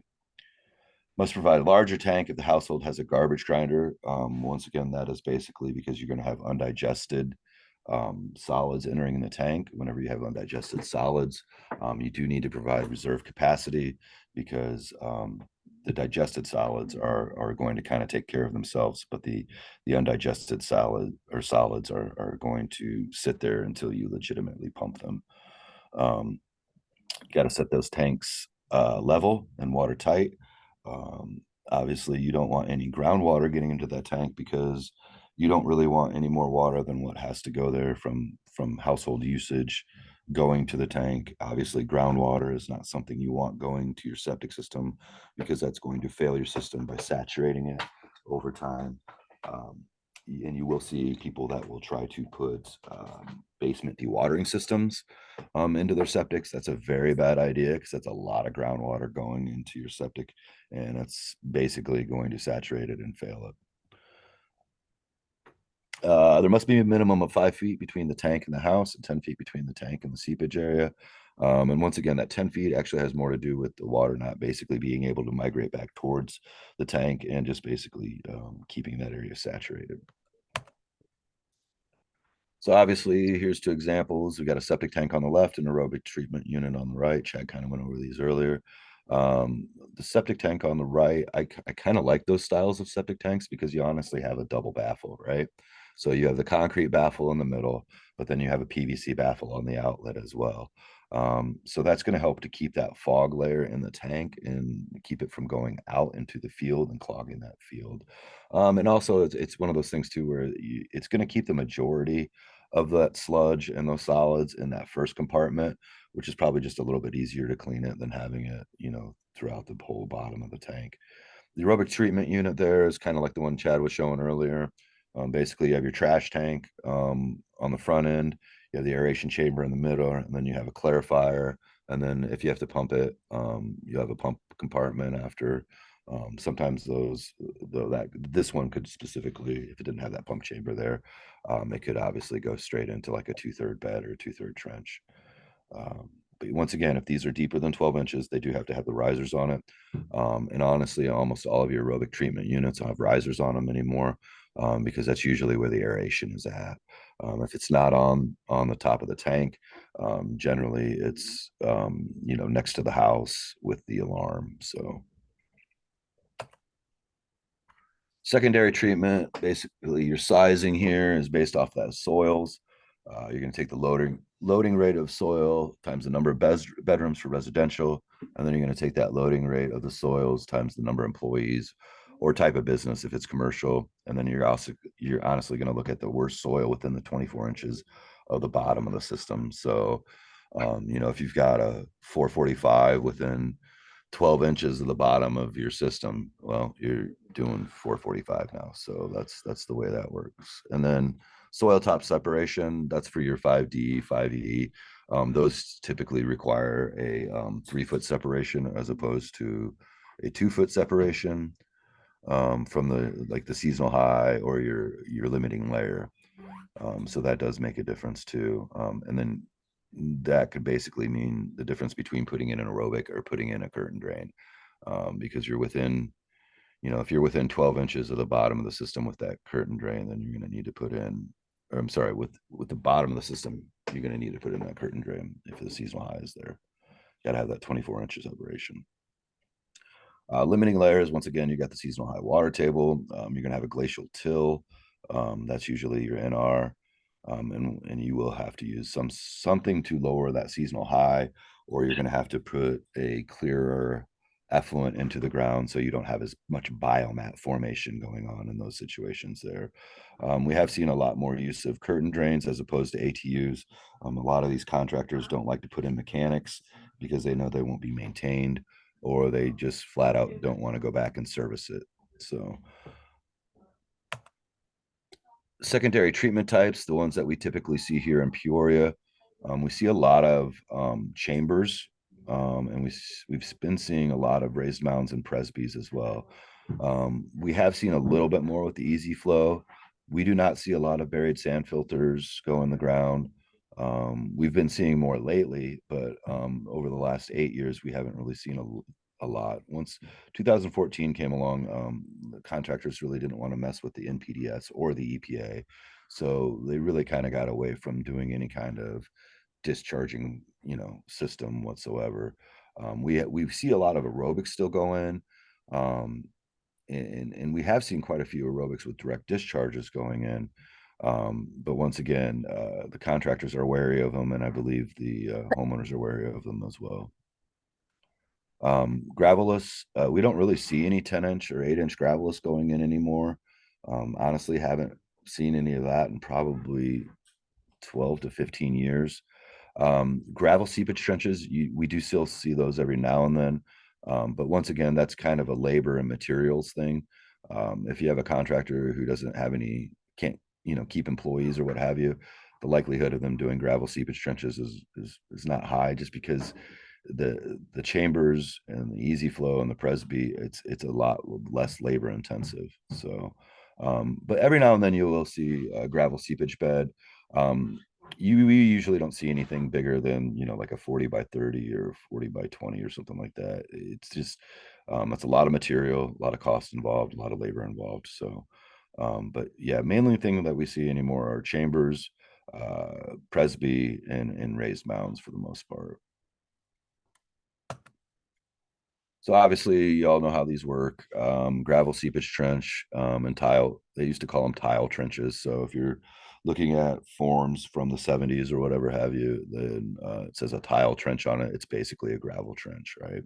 So gravel trenches are nice because they do have structure to them. They're less likely to get crushed or anything like that. by heavy equipment or anything like that. And then you do get with the chambers, with all these beds and the seepage trenches and anything that's close enough to the ground surface within 12 inches, you are going to get quite a bit of transpiration going on with that, with the moisture moving up into the soil and then through the grass. um, your biomat kind of forms the same way in all of these, as far as it's going to block up the pore space in between the virgin dirt and the material that you've placed into the trench, whether that be a chamber or gravel. And that's where we don't, I'm sorry, apologies. So the gravel trench is up there to the left. You have a chamber to the right. um, the nice thing about chambers and trenches is you can put inspection ports on them if you want to see how it's taking the water. I know with the Presbys, they do require a sample port that goes into the sand to see how it's getting saturated. Down below, you see a gravel bed with low pressure piping.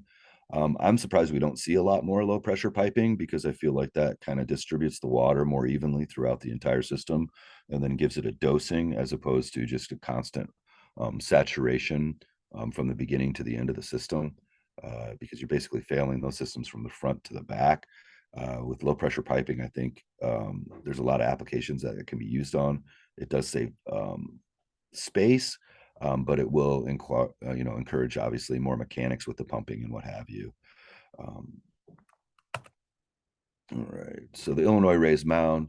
Once again, we do see quite a bit of these going in. Our soils here in Peoria County, on the top of the bluff area, if you will, kind of around the timber, we do have some pretty bad seasonal high water tables, and some just, very clay-like soils. Down closer to the river, obviously, we have a lot of sandy soils, where you don't really see the seasonal high water table as much. But I would say our average for Peoria soils are a 325 soil, and they're usually a seasonal high somewhere around 20 to 30 inches, somewhere in there. And an Illinois raised mound, the thing with an Illinois raised mound is that you always are going to need to pump up to it. So we do see a lot of like cyber errors going in this application, because once again, you have an aerobic treatment unit that basically works on a timer, and then it allows for settling. And then once the settling has occurred, after I believe 2 or 3 hours, it will actually pump out, so many 100 gallons out to the Illinois raised mound. Um, and yeah, like I said, we do see quite a bit of those going in. The one thing that this Illinois raised mound does not have on it is the vents. I believe they are required to have vents on them, because of obviously breaking the vacuum pressure. Because if you're pumping into it, you have to break that vacuum pressure so that the water will filtrate down, just like a plumbing stack, no different really. Same concept being used there. So all right. And then this is basically the side section, cross section of a buried sand filter, obviously gravity fed. Uh, this one actually has a vent on the drain line, which I don't really think I've ever seen. I don't believe that's part of Illinois code. But the top definitely has to have a vent on it. So once again, that vacuum is broken, and the water can distribute through the sand medium. So basically, you have it's kind of like an Oreo cookie of septics, if you will. You basically have two gravel bed cookies with the sand being the cream filling, I guess. I don't know. But yeah, just the water trickles down and gets collected in the bottom, and then usually goes to a disinfection level, whether that be UV or chlorine, before it discharges. And once again, if it has a free fall discharge, that's what you're looking for. If it does not have a free fall discharge, then you are going to want to put some form of sample port on it to where you can grab a sample, especially if you're putting it in now, because once again, it'll be underneath the NPDES permit rules and regs, and those are required to be sampled.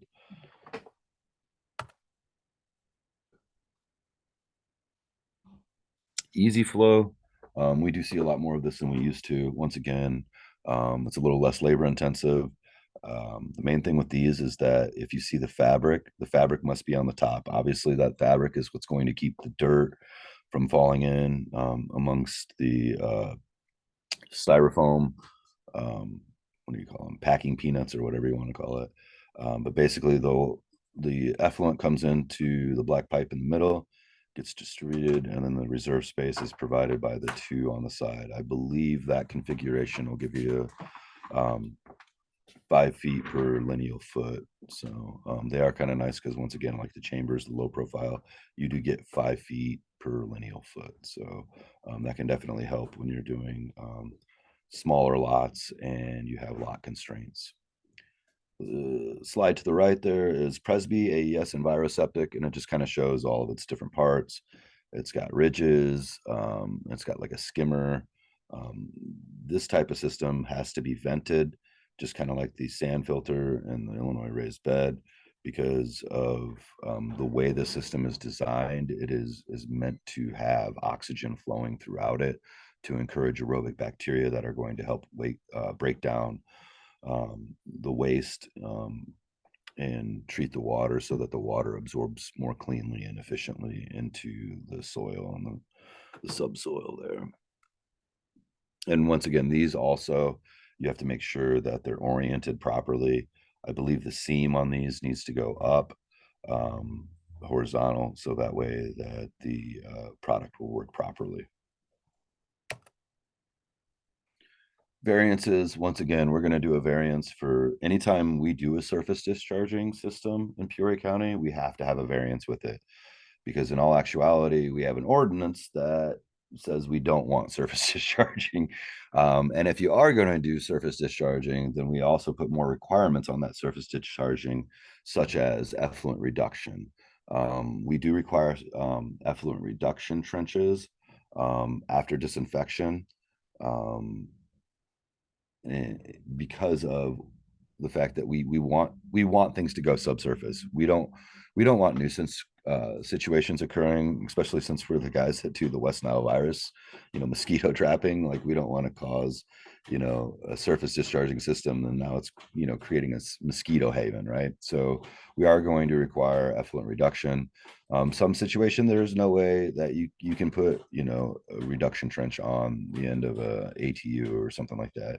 And if that's the case, then we will do a variance for that as well. So we can variance our own ordinance as well. Once again, most variances that we're going to do would be for surface discharging, or these areas right here. You surface discharging, your lot constraints, your bad soils, economic hardships. We do see quite a bit, and there's just stuff that you can't think of yet, but it's going to happen. So you kind of have to have that variance in there to be able to, bob and weave and adapt to suit the situation, because, we've had, situations where, you got a 80 by 80 lot and there's a 2-bedroom house on it and the soils are garbage. So you got to get something in there, and, it is what it is. So you kind of, like I said, have to bob and weave here and be able to do something for those situations. Installation inspection. Once we've obviously done the pre-site, we've got our 48 hours notice. We're going to go out and basically we're going to ask the contractor, hey, what time do you guys think you'll be ready for inspection? I would say 90% of our, well, maybe 75% of our inspections are done in the afternoon. They do try to get them in and get them done in the same day. However, with staffing shortages, not on our behalf, but with a lot of our contractors, sometimes it's been, we will do like 10 o'clock in the morning inspections because they couldn't get it finished that same day and they had to come back or something like that. So, and that's fine. I mean, we're going to show up when you tell us to be there, because we need to see this before it gets covered up. Because we will have contractors that, will, try to cover up half the system. And if it's a situation where it's the only place they can throw the dirt, okay, but the ends better be open. We better be able to probe that whole system to make sure that, you're not pulling a fast one. But 9 times out of 10, they're not going to do that because they're going to get called, right? So, but before you go out to do an installation inspection, you're going to need your tape measure. Obviously, you're going to need the permit. You're going to need the application, because you're going to all your relevant information, what they proposed. it should look just like the way they proposed it. If they deviated from it, that needs to be noted. If it's a deviation that isn't going to affect the functionality of the system, it may just be a correspondence letter that you have to send them, letting them know that, hey, this is what you propose, this is what you put in.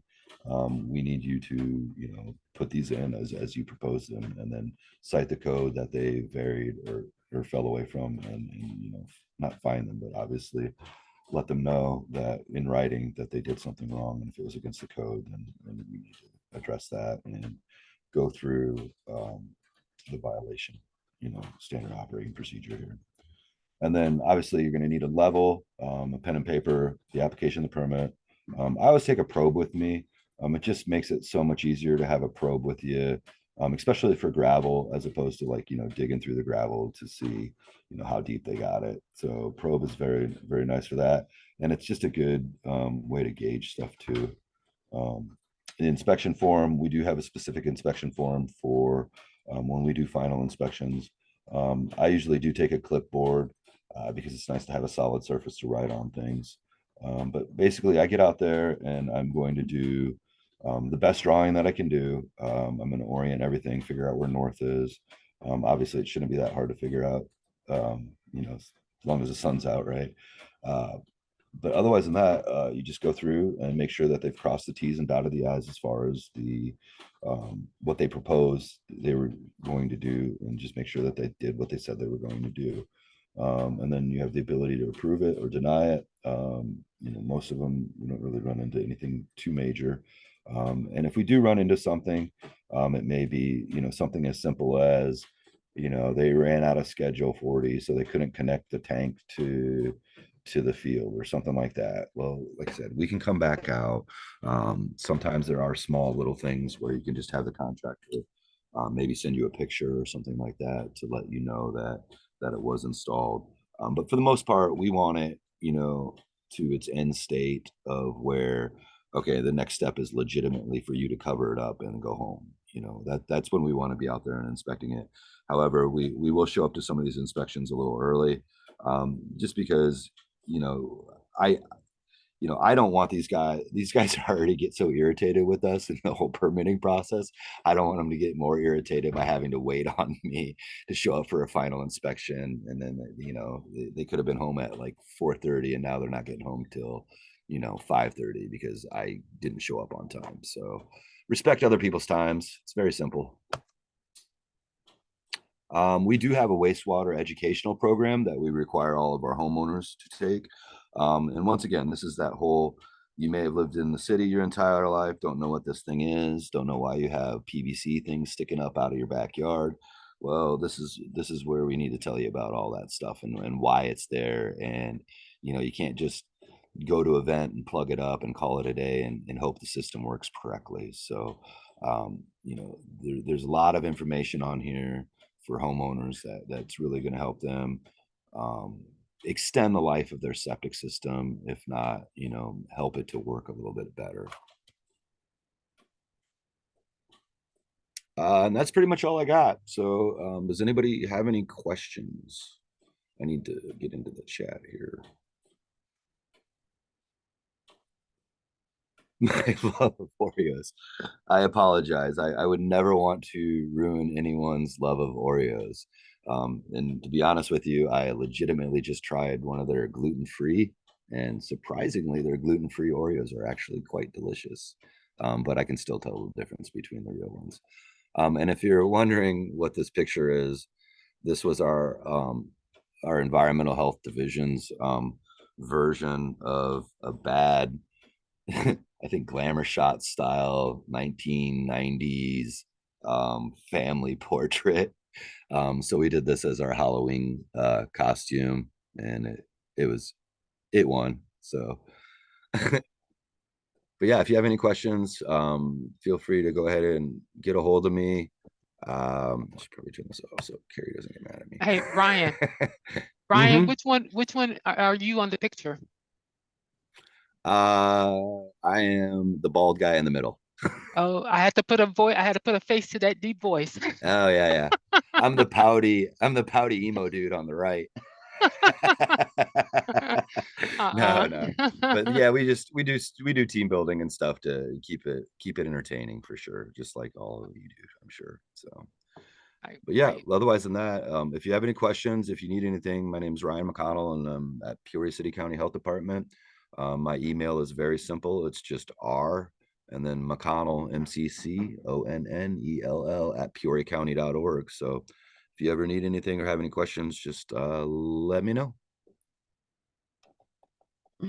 Thank you, Ryan. No Love the problem. picture. It's great. I know, right?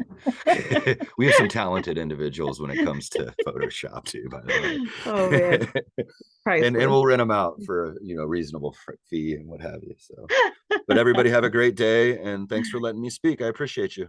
Oh, thank you. All right, thank you. Bye. So let's see. Our next presenter here, we had a slight change. I'm looking for Jonathan Kaiser. Jonathan, are you on?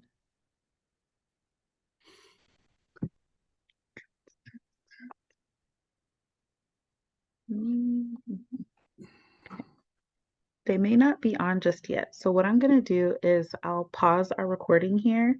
Looks like we got about 5 minutes, so I'll give everyone like a 5-minute break to do whatever you need to do, and then we will come back.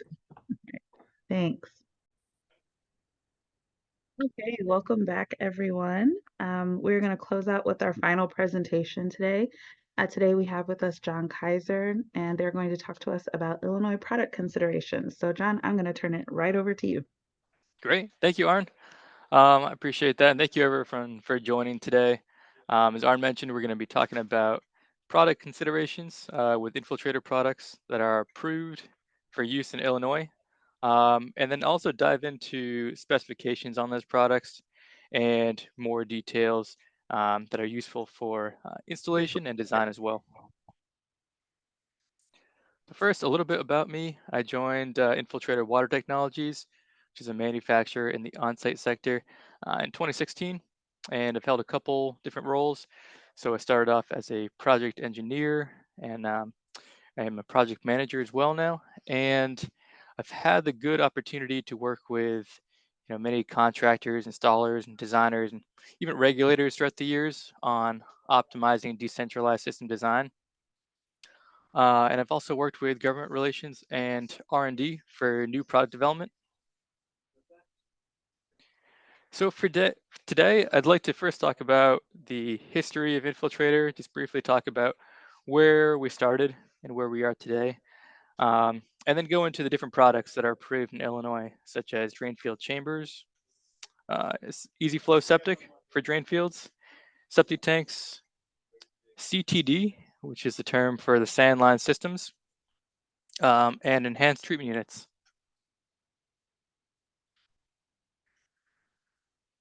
So, this is showing a typical stone and pipe trench, and this is how really historically it's already been done in terms of drain field. So there's nothing inherently wrong with it. It is, tried and true. It's been around for a long time, but similar to, let's say, an old TV. Yeah, it works, but there's plenty of room for innovation. So there's been a lot in the past couple decades, and we'll go over some of those innovations. So is this our best solution? This is referring to stone and pipe trench as well, specifically mining, crushing, and washing of the stone. So it's very energy intensive. And in terms of sustainability, there's plenty of room for improvement in that process. So infiltrate is really an idea that came from a problem. So as you can see here, many of you are probably familiar with concrete chambers. So they were very innovative at the time compared to a traditional stone and pipe trench. And you can see a couple different benefits of this over, stone and pipe. So you have more storage space in your trench or bed. And you also have a completely open bottom area. So you optimize the infiltrative surface of your wastewater infiltrating to your in situ soil. But there's a couple things that are problems with this type of system as well. As you can see, requires heavy machinery to transport the chamber to the site, and also that same type of machinery to lower these concrete chambers into the area of installation.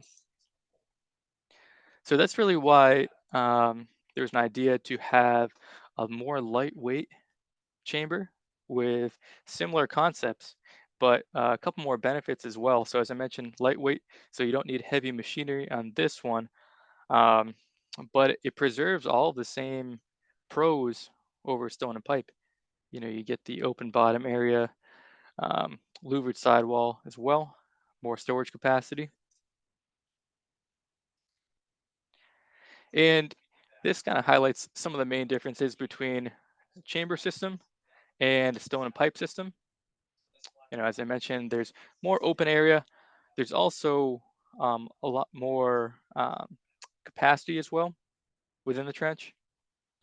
As opposed to 40% capacity, now it's 100% capacity. And louvered sidewall as well.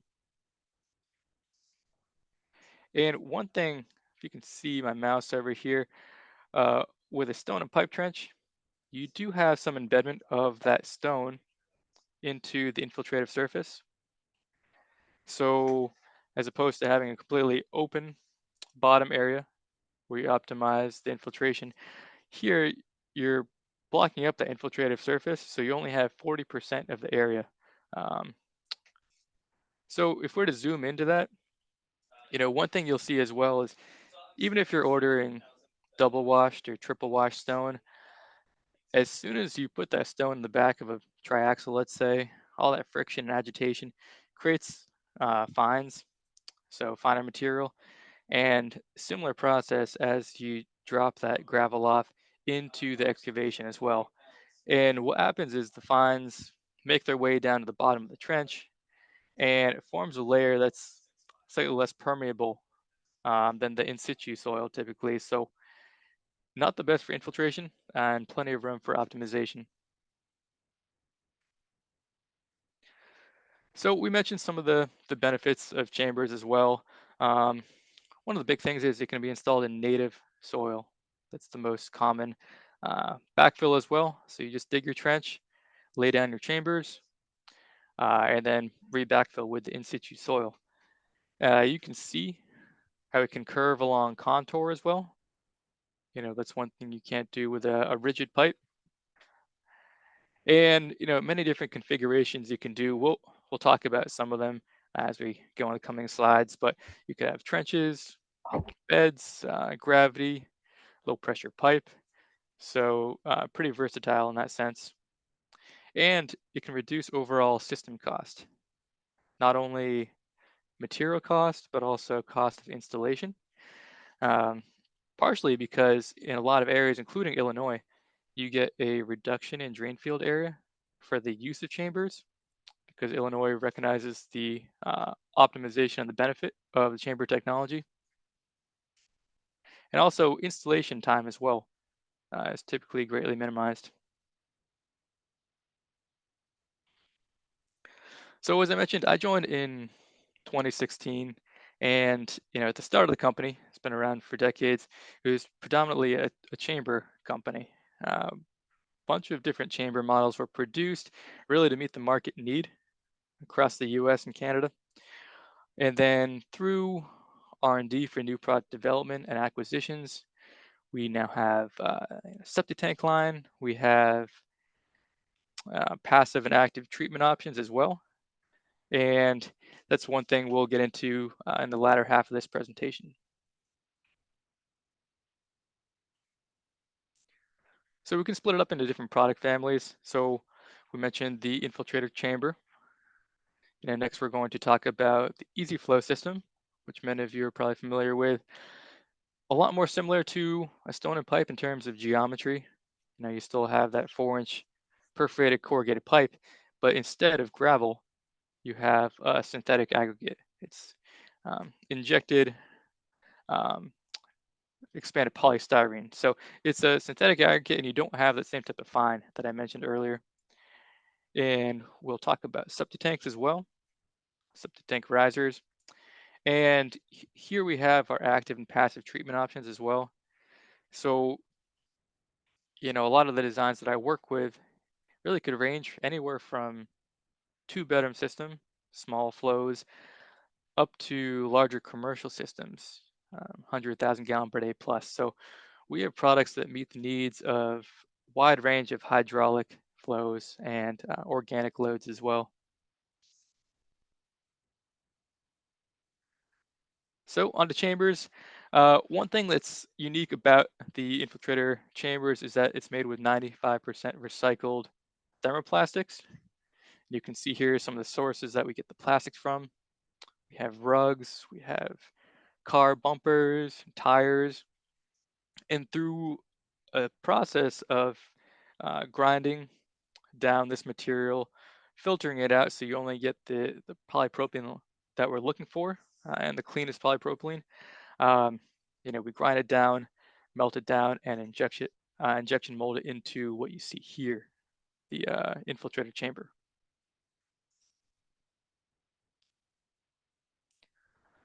So another slide highlighting kind of a change of perspective. So as I mentioned, historically, most trenches were stone and pipe, and this is how you transport all the gravel. Most likely need a couple different truckloads.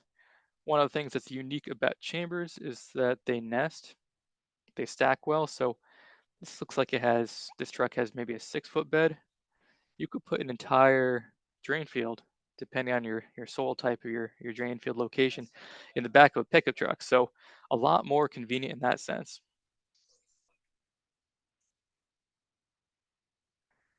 And as I mentioned, it's fast, efficient, and cost effective. So you can just carry the chambers in place. You don't need machinery to lower.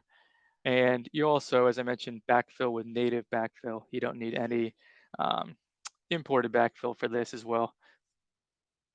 So it saves a lot of time. You think about how many labor hours you may need for a typical stone and pipe trench, and laying down these chambers from experience, they just snap right into place, and they're very simple when you're doing a traditional gravity system.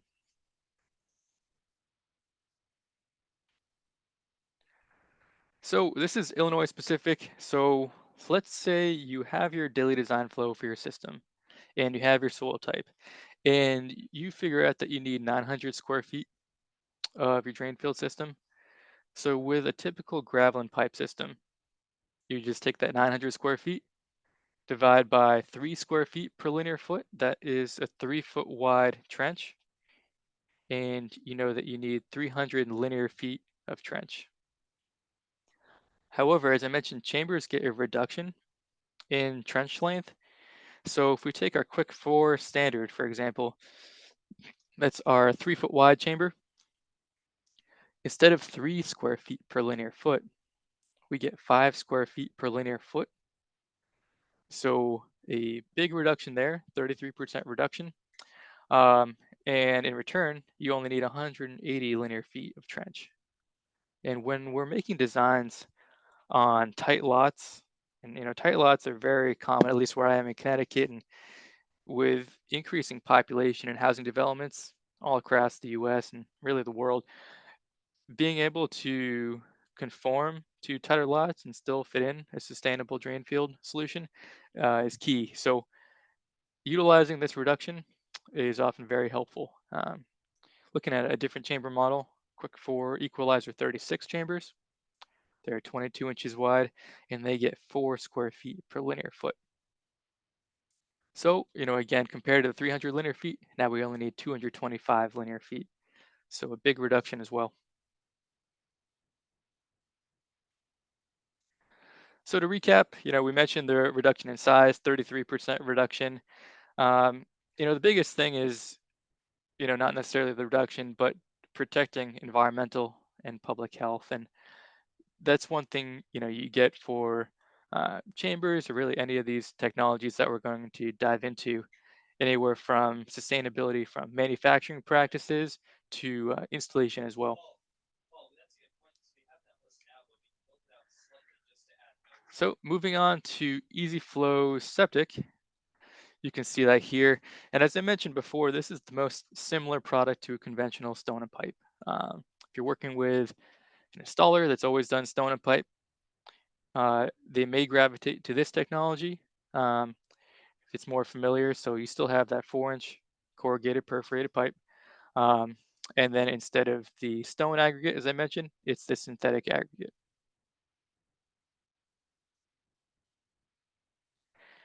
And it's tested to AASHTO standards similar to other drain field products as well. So this is just showing a typical AASHTO H10 loading test. Drives over with 16,000 pounds per axle. So very robust system as well. You feel the product. You're not sure how strong it might be under a tough load like this, but it's very strong. Um, so right now, it's withstanding that 16,000 pounds per axle. And with this AASHTO test, you measure deformation afterward, and it was within the tolerance. So we talked about the aggregate not being stone. It is expanded polystyrene. So with polystyrene itself, there's a couple different ways to form it. This is mechanically bonded right here, and it's more like a packing peanut. So we're all familiar with that. Easy flow is a little bit different because, as I mentioned, you inject a pellet of polystyrene with pentane, and then through a series of heat and pressure cycles, it almost expands like popcorn. So you expand it up until the desired diameter of these pellets. And similar to stone and pipe configurations, there's really an easy flow configuration to match. So we have our single pipe system, we have horizontal systems, and in areas where you can go vertical, some areas in the US it's a little more common than um, Illinois per se, but there's a lot of vertical systems that you can do as well and triangular systems. And depending on what's approved in your state, they'll get different reductions compared to stone and pipe. So here's our 1201P GO. So kind of dissecting this nomenclature here, it's a 12-inch bundle, and there's one bundle in this configuration, and P stands for pipe. And you have a layer of embedded filter fabric, a geotextile, over this. So, this is a simple 12-inch wide trench system. Again, some areas of the US do not allow this. Some have a minimum trench width, let's say 2 feet. So moving on to the 1202H GO, this is a 12-inch bundle, two of them, and H stands for horizontal. You can see that 2D cross section here as well. And again, as that embedded geotextile.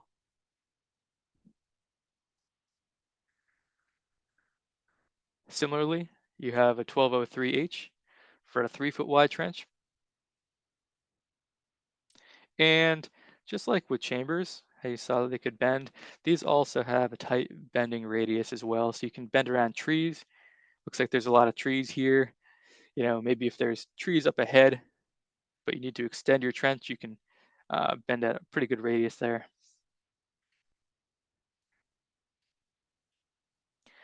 And one thing that's very common in Illinois and other areas of the US is the use of low pressure pipe, or LPP. And this is done for many different reasons. It could be done if your drain field is at a higher elevation and you need a pump tank anyways, and you don't want to pump to gravity. You just want to run the pressurized lines throughout your drain field. Um, some folks like the benefit of getting more equal distribution faster. You pressurize these laterals, they all have an orifice at a certain size and spacing, and immediately when you equalize the pressure in these lines, it's distributing that wastewater effluent equally throughout your drain field, as opposed to gravity, which it does equalize eventually, but it takes a little bit of time. So that's another benefit here. You can see the pressurized manifold, the pressure line from the pump tank. This example has 3 different trenches of easy flow 1203H. You get your ball valves on the proximal end, and you have your clean out sweeps on the distal end as well, or the back end, so you can maintain your system if you ever need to flush out your lines. And also, depending on your local regulation as well, you may get a reduction, potentially a further reduction in drain field sizing with the use of LPP. So worth checking there.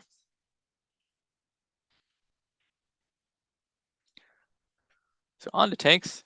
This is kind of an action shot of an installer installing one of our tanks. This is our 1,000-gallon tank. And one thing you can see here is with these tanks, it is critical to overdig. You want to be able to fit into the excavation, partially because you can see these corrugations here. They're good structurally for the tank, but also they're good for keeping the tank in the ground. One thing you want to do as you backfill in 6 to 12-inch lifts is you want to kick the backfill into this corrugation. Yeah, just the pressure of a foot is enough to really lock the tank in, because otherwise, if you don't compact the soil around with any type of pressure, it's like putting a marble in a bed of marbles. So it's going to just roll around, settle differentially within the soil type. So that is critical to this tank, and also helps structurally with the tank as well.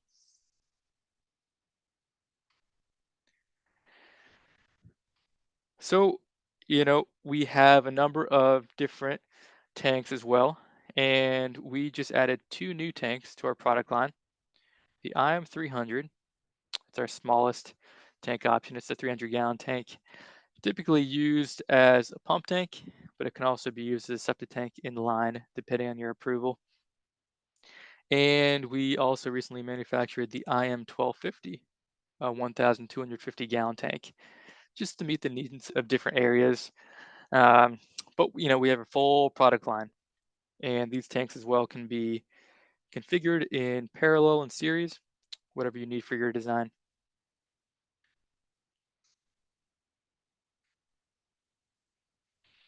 And we also manufacture portable water tanks. So our septic tanks here, these are also 95% plus recycled thermoplastics.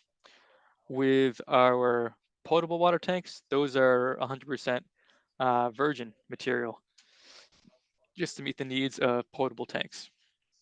But same exact mold, um, same exact transportation, installation, so on, but different colors so you can tell the difference. And one of the coolest things that I found going to this manufacturing plant, we have one in Kentucky, which is our main one, where we manufacture tanks, chambers, and other products, is the automation and the cycle time for these different products. So let's see if this video works. It's a neat video of kind of highlighting the automation of our tank manufacturing.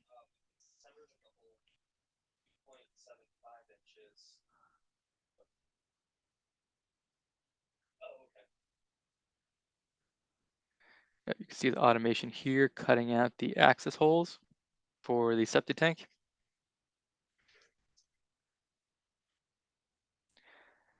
And also stacking the tanks so that it's easier for transportation down the road.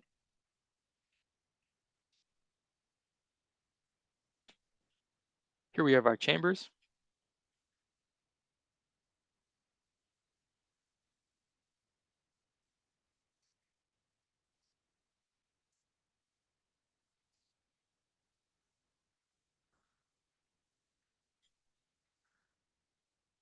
So just a neat little video. I'm glad it worked. You never know with PowerPoint. But let me see. Let me go full screen again. Okay, there we go. Yeah, so you can really see how fast everything is in manufacturing and all the automation that goes into everything. So looking at the tanks a little bit more, here are a couple of the main components. You see the structural bulkheads. It's 2-inch by 2-inch fiberglass supports in the middle. We also have clips as well. You'll see these orange clips around the entire perimeter of the tank, and that helps to make everything watertight along with the internal gasket as well.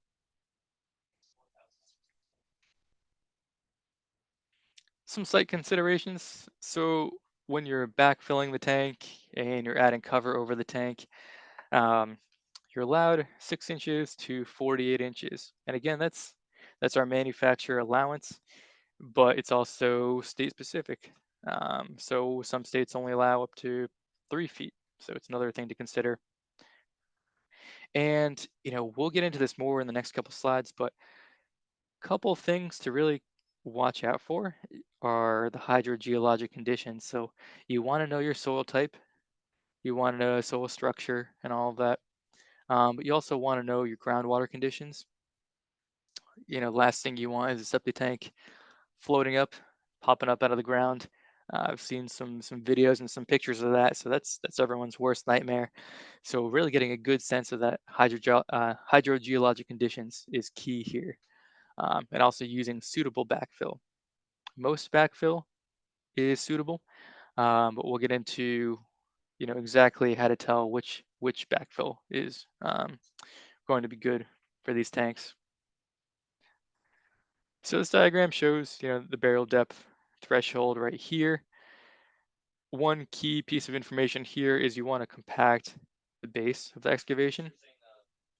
If you leave it loose, depending on the soil type, there's a chance that once you put all the soil on, you get a ton of pressure on your tank, it's going to settle differentially. So you want to really have a nice compact base here before you even put your tank on top. And, this excavation, you can't see from this diagram, but the tank would be, let's say here. You want to leave enough room, as I mentioned, over excavate so that you can properly backfill within the corrugations. And so all soils, they're broken up into percent clay, which is the finest, percent sand, which is the most coarse type of soil, and then percent silt, which is right in the middle. And with our instructions, that's in the tank installation instructions for Infiltrator, we break it up into, based off of depth of cover over the top of the tank, which soil types are suitable for backfill. So as you can see here, for shallow cover, unsuitable would be the most dense of dense clays. But, if you get your soils report back and you see clay, it doesn't necessarily rule it out because there's a whole bunch of classifications of different clays. And also if you have greater amount of cover, it kind of, in that sense, there's a little bit more for unsuitable as well. So you have to keep in mind the amount of cover as well as the soil type here. So as I mentioned, no one wants this. No one wants this as well. And if you think it's just septic tanks that can float, think about a big carrier ship that's thousands of tons, something like that. Anything can float. So, the buoyant force upwards on any object is equivalent to the volume of displaced water that it would create. So if you picture, I always like picturing, let's say you're in a pool and you have a beach ball and you push that beach ball, let's say a couple inches into the water, you're only displacing maybe half a gallon. So that would only be about 4 pounds upward. So you'd only need to push down with about 4 pounds just to keep it at that position. But if you push the entire ball underneath the water, you're looking at maybe 5 gallons or so. So that's 40 plus pounds pushing upwards that you need to push downwards to keep that ball under. That's why it's always so tough as a kid to keep under. Same thing with a tank. It's the amount of displaced water equivalent to the buoyant force. So, and that's why we have buoyancy control. And we'll look in the next couple of slides, the variables you need to consider to know if you need buoyancy control or not. But let's get into those. So first parameter you have to look at is the level of subsurface water height above the bottom of the tank. And that you'll be able to see before placing the tank. Ideally, when you have your soil boring test, any of your soil testing, you'll be able to see exactly where there's soil modeling.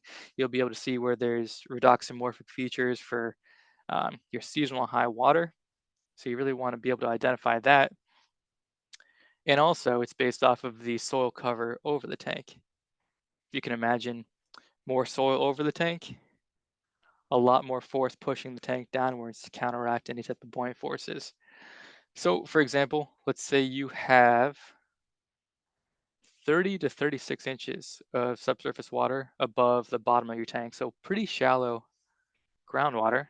It goes up pretty high, but you have greater than 12 inches of cover, let's say 2 feet of cover. Still, buoyancy control would not be required because the amount of forces downward, all of the soil around the top of the tank and on top of the tank would equate to greater than the displaced water from the septic tank. So it's kind of like a game of tug of war. You really want to weigh the forces upwards and downwards, and you pray, but you also calculate to make sure that the forces downwards are greater than the forces upwards. So this diagram, shows that as well. Pretty much what we just talked about. Um, this is your subsurface water conditions. This is kind of the maximum you can have. If it's above that, regardless of how much soil cover you have over your tank, it's a do not install territory. It's too much force on your tank.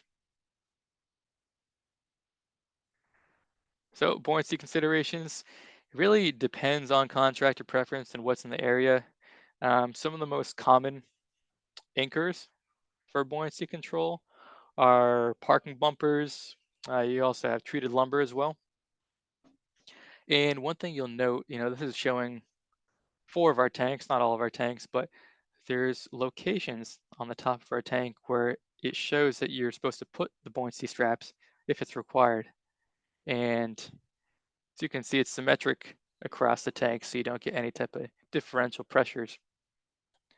And, the most interesting thing I find is, the weight of the anchor.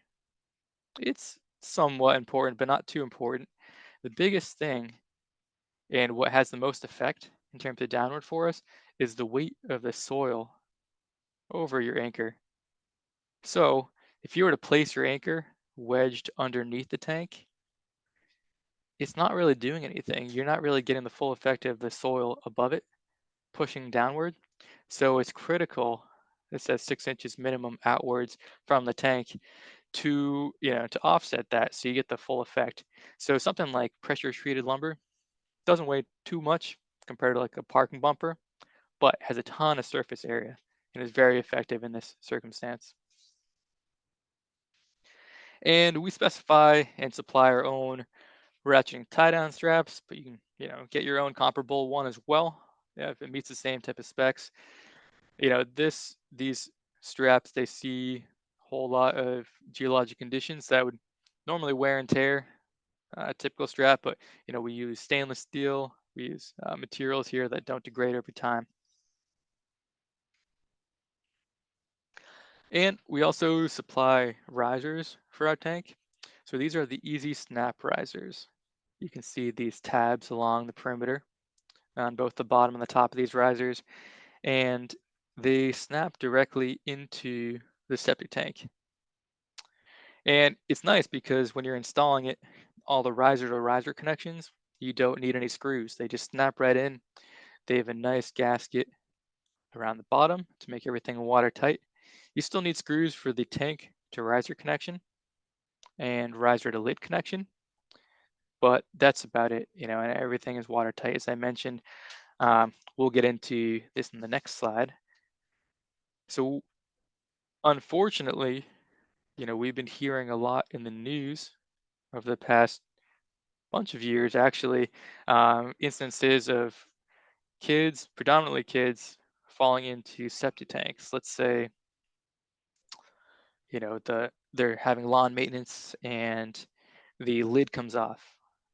We, Something like this, a secondary safety star, secondary lid, there's different names for it, but it's a cheap product, but if it can save a life, it's completely worth it as well. So it's inexpensive, goes right into a septic tank. This is showing it right in our easy snap riser. And it can hold the weight of any kid.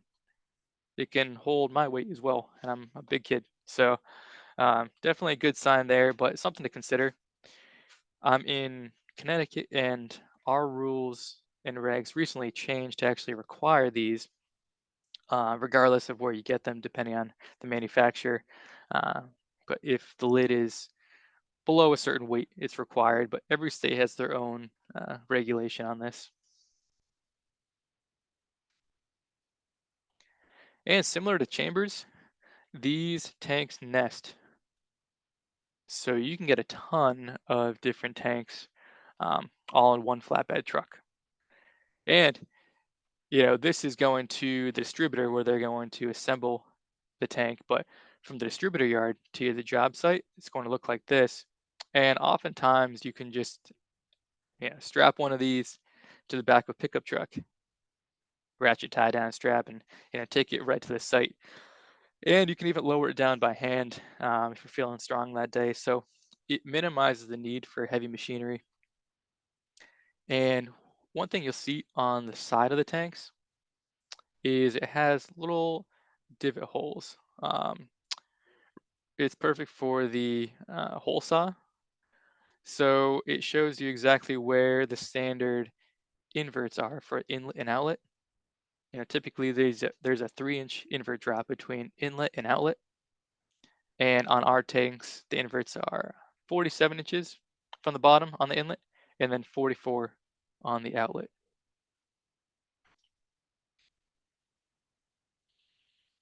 So, a lot of comparisons between infiltrators, thermoplastic tanks, and a typical concrete tank. A lot of the components are similar.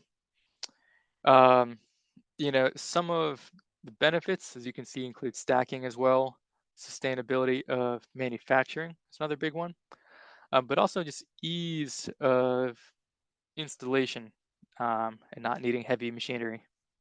That's another strong consideration. So you can see a mini excavator with the straps lowering this tank down into an excavation.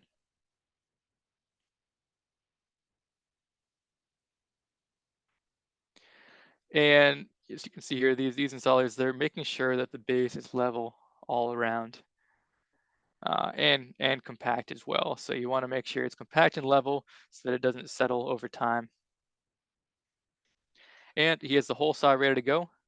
Use a 5-inch hole saw for a gasket that accommodates a 4-inch Schedule 40 or SDR 35 pipe.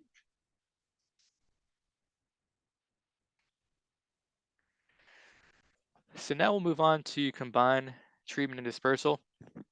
And, this is big in Illinois. It's big in a lot of areas in the US, and it's not a new technology. So it's been around for decades. It's actually in the UPC now, the Uniform Plumbing Code, and labeled as such, combined treatment and dispersal. So the name is kind of a giveaway in what it is. So it combines dispersal of the wastewater effluent onto the drain field, but also treatment. So besides having the distribution product, it has specified system sand that surrounds that distribution product. And we'll get into two of the common ones in Illinois as well. Um, but that's the whole system. It's the distribution product and the system sand. It's all the system. So um, you'll see you get very high degree of treatment at the bottom of that system sand. One thing about this technology too is, it's in the same place and same footprint as your drain field, and typically gets a reduced footprint as well. But if this is available in your area, it could be, a strong consideration as well, because you would eliminate the need for a mechanical treatment system if you only need NSF 40 treatment. And if you're going to have a drain field anyways, it saves a lot on total footprint. So something to consider there. This is the Advanced Envirus Septic, which here's your distribution product. And as you can see here, it's surrounded by a specified system sand. So one thing I mentioned is tested to NSF 40 standard. So NSF 40 regulates the CBOD, the carbonaceous biochemical oxygen demand, or the organics in the wastewater. And it also regulates the TSS, or the total suspended solids, in the wastewater. So it regulates it down to less than 25 milligrams per liter in the effluent and less than 30 milligrams per liter. And after the 6-month NSF 40 test, this product produced 8 milligrams per liter and 4 milligrams per liter. So well below the threshold there. A couple other main things. So this is big. It is a completely passive system. So, regardless of whether you have access to electricity or not, which you may not, um, you can save a lot in cost, in operational cost, because it's completely passive gravity system. But also it minimizes the O&M. So with a system like this, there's really no O&M to be had. All you would have to do is maintain your septic system like you would a conventional one, where you just pump your septic tank out, let's say every 3 to 5 years. So that's really the only maintenance there. Another thing, we mentioned ASTM C33 sand. We'll get into that spec as well. That's the system sand. And if you're working on a traffic rated system, this product could be good as well. So if it's under pavement, it's tested and rated to H20. You just have special backfill instructions for that. So a system like this, it really relies on the aerobic microbes to digest um, digest a lot of the buildup in what would be in the pipe, all the organics there. So, these are typically shallow barrier system, but they're also surrounded by system sand. And that combination allows for good oxygen flow from above the surface down below. And that oxygen flow allows the aerobic microbes to thrive and keep chewing away at that organic matter that would build up in any type of drain field pipe. And, really all the food that's needed for these aerobic microbes are supplied whenever you flush the toilet. That's the substrates they need to digest this. And through this digestion and through the aerobic microbes that are in the system sand as well, you convert that ammonia nitrogen to nitrate and nitrite nitrogen, which is called nitrification. So that's how we pass the NSF 40 test as well. Or, nitrification isn't part of the NSF 40, sorry, but that's how we get nitrification in general. So, we showed septic tank effluent here. It's hazy, typically probably around 100 milligrams per liter for BOD TSS, and AES, we showed the effluent limits there. It looks drinkable. I still wouldn't drink it. It's certainly not potable, but low turbidity, low organics, low solids. And one thing to keep in mind, this is still a soil-based treatment system. So once you have your purified effluent after you leave the system sand, now you're still going through an entire column of in situ soil, whatever that vertical separation is per code, typically 2 or 3 feet. Some of the main components here, you have your main conduit here. You have green plastic fibers as well that surround that pipe, add a little bit of surface area for the microbes that we talked about. And there's also a black geotextile over it. This bundle is surrounded by system sand, and this black geotextile allows wastewater effluent to easily leave the pipe, but it doesn't allow that system sand to intrude into the pipe.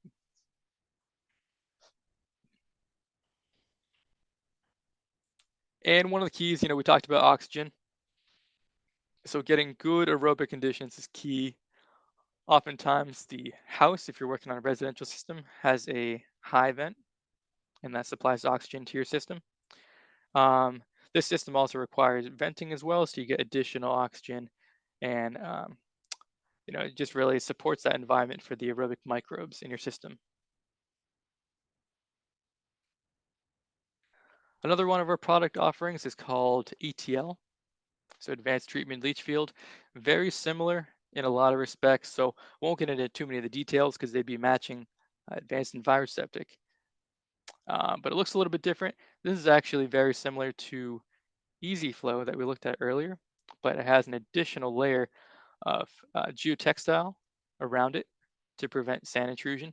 And it's also surrounded by the same type of system sand. So similar benefits, similar treatment levels as well. But looking into the system sand itself, the select sand fill, this is kind of what it looks like. So, one thing you'll notice, it's not uniform in terms of grain size. If you were to pick it up and rub it around, and you were to listen to it, you could hear a crinkling, unlike beach sand. So a couple things to note too. Here's a typical sieve analysis of this ASTM C33 sand, and you'll want to get a sieve analysis when you are at a pit and you're trying to get this, um, and you want to pay particular attention to the number 200 sieve. This is the sieve where it determines if fines are passing. So the smallest grains, if they pass through, they're considered fines, and we limit it to 0 to 3% fines. So one thing about this sand is it's a good balance of retention time for proper treatment, but it also accommodates for hydraulic flows at peak flow events. So you don't want too many fines because then it wouldn't allow for proper infiltration during higher flow events. So if you try to use beach sand, it's not going to get the same type of treatment and the same type of retention that you're going for. So this is what you're looking for. And every pit will have their sieve analysis for this sand, so you can double check. And lastly, for ETUs, so we have a number of different enhanced treatment units that we manufacture. So we'll get into these, but they meet different needs. So if you're working on an NSF standard 40 system that we brought up before for the passive treatment, these are all active treatment options. So they require typically a blower. There's a electrical component and a mechanical component for these treatment systems. So here are our standard 40 options as well. And we also have standard 40 and 245 options available on the market. 245, that's the introduction to TN removal or total nitrogen removal. So if you need nitrogen removal, TN removal, this would be the product that we supply that could meet that. And one thing, similar to the scalability of any drain field system and passive treatment system as well that we looked at, these active treatment systems are scalable to single family homes, community systems, or even commercial facilities. We worked on systems that are over 500,000 gallons per day. So really good options in terms of hydraulic range for treatment. So here is our EcoPod N. So this is NSF 40 and 245 system.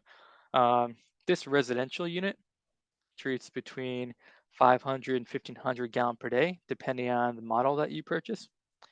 And the basics for this one is you have your treatment tank here, and inside of this housing, you have this cuspated plastic in which microbes can attach to, and you supply the air via this blower.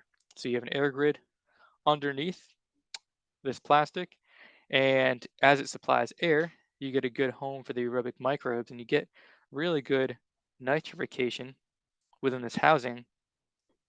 And on the outside, where you have a lower dissolved oxygen, typically below 2 milligrams per liter, that's where you have your anaerobic conditions, and you can then denitrify with your anaerobic microbes to get total nitrogen removal for 245.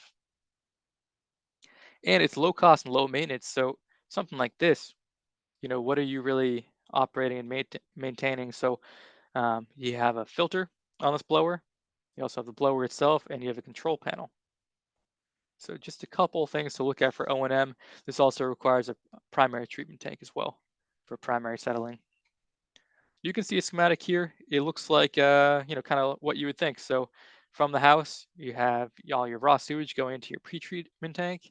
And then from there, gravity into your EcoPod treatment tank, where you get your BOD and TSS removal and your nitrogen removal as well. So a lot of benefits, we mentioned a lot of these, so won't get into too much detail. Looks like we have maybe 10 minutes left. So I'm going to skip forward so we can talk about the different products as well. But we mentioned, there are different treatment units for different hydraulic flows.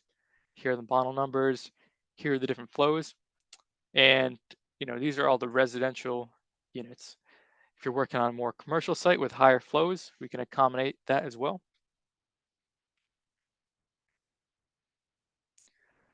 And here's the EnviroAir, which is similar in many respects, but different type of treatment technology. So this is extended aeration, and it looks a whole lot like, in my opinion, a centralized treatment plant.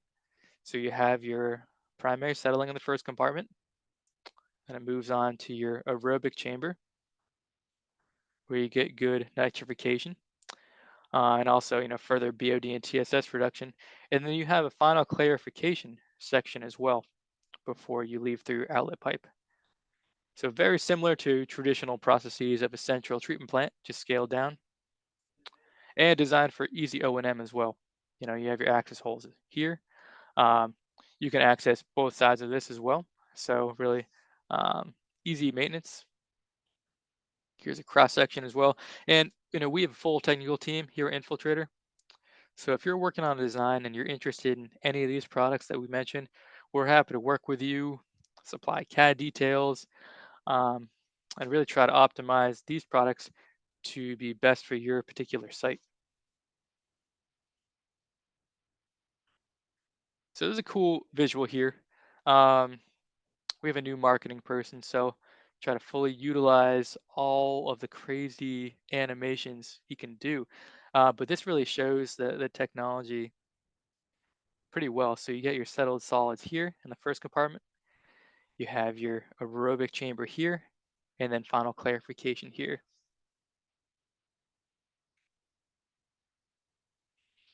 So many similar benefits as well. So easy O&M we mentioned.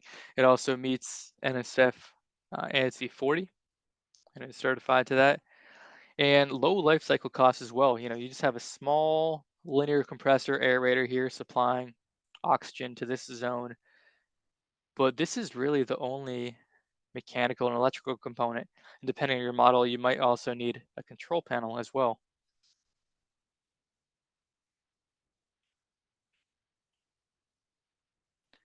And, two different models we offer for this on the residential side, a 525 gallon per day capacity one and a 750 gallon per day capacity. On the commercial side, this is where we have huge extended aeration packet treatment plants that we offer as well. It's also highly customizable depending on what your effluent targets are. And here's the whitewater. This is the last one that we'll talk about, but this technology is neat to me because you have your primary settling as well, but you enter your aerobic zone right away. So it's all aerated here as you drop into this tank. And there's only one way for this wastewater to go, and it's up this cone. One thing about this shaped cone is you see this a lot in wastewater treatment. And, when you have constant flow going in and you increase the cross-sectional area that it flows through, that's where you get a decrease in velocity. And when you decrease the velocity of this flow, you get solids that settle out more rapidly. One thing you can picture is, let's say you're taking a garden hose and it's flowing at a constant rate, and then you put your thumb halfway over it, you're reducing that cross-sectional area, and now all of a sudden your velocity increases. So this is similar, but the reverse. You're taking your thumb off of the garden hose, and now you're letting a chance for your solids to really settle out before your effluent pipe. So neat technology, very basic, bare bones. This technology did not invent that, but still proprietary technology in other components. And it utilizes activated sludge process as well. So you really want to keep your activated sludge microorganisms with your mixed liquor suspended solids as happy as possible. They're the ones that are free floating and breaking down your organics. And, you know, a bunch of different models here as well, from 500 gallons per day to 150 gallons per day. And just like with the EcoPod and with the EnviroAir, there's different tanks that these can be installed in. You know, they can be installed in infiltrator tanks for the EcoPod and EnviroAir, but they can also be installed in concrete often. You know, whitewater is commonly installed in fiberglass and also in concrete. So this is one installation that shows a concrete unit, and you have your primary settling here. And this is all within the same tank, which is pretty neat. And then you move right on to your aerobic treatment system.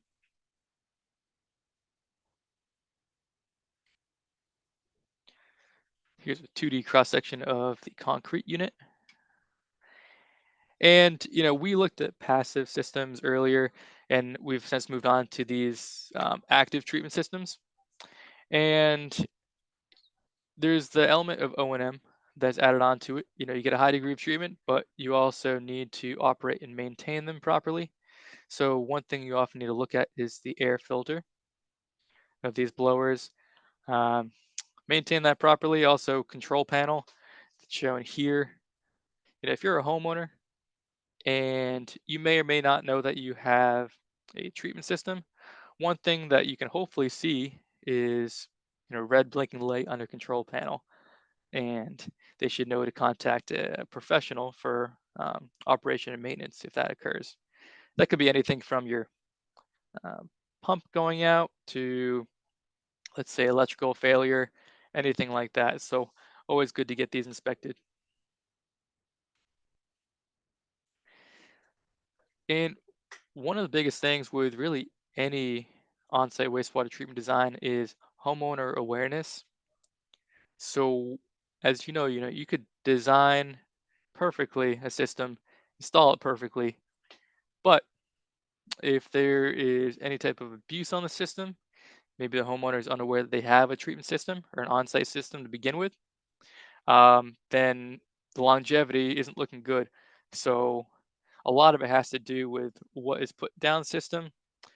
You know, some of these are pretty common sense. So don't build or fill over the system. You want to be able to operate and maintain them properly.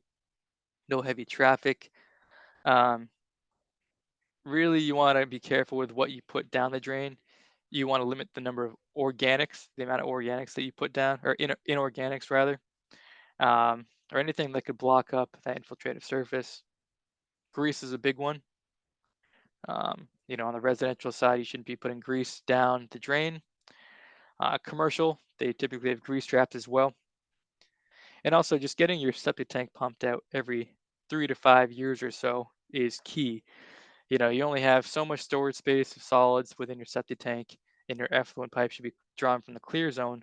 But as those solids build up, you don't want it to get to the point where it's just kind of chugging along solids to your drain field, and those add to the organic load and block up the infiltrator surface pretty quickly. So you want to prevent that as much as possible. It's better to have a failure within your septic tank than a drain field in terms of cost for the homeowner and also for maintenance. So in summary, you know, we talked about a lot of different products that are approved in Illinois. It's good to know what's approved in your area, the technical specs on them, and how to best utilize them so that you have many tools in your toolbox for doing decentralized system design. And we mentioned My homeowner wife. awareness. Yay! All right, thank you.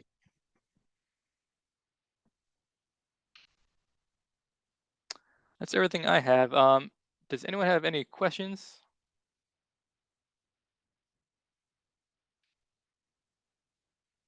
All right, thank you. Thank you, John. All righty then. My pleasure. if there are, I'm trying to make sure there's no other questions. I think we can wrap up today's session. A special thanks to all our guest speakers today. Thank you to all of you who participated. Just like for the one that we did on Tuesday, this entire session has been recorded and will be provided to you at a later date.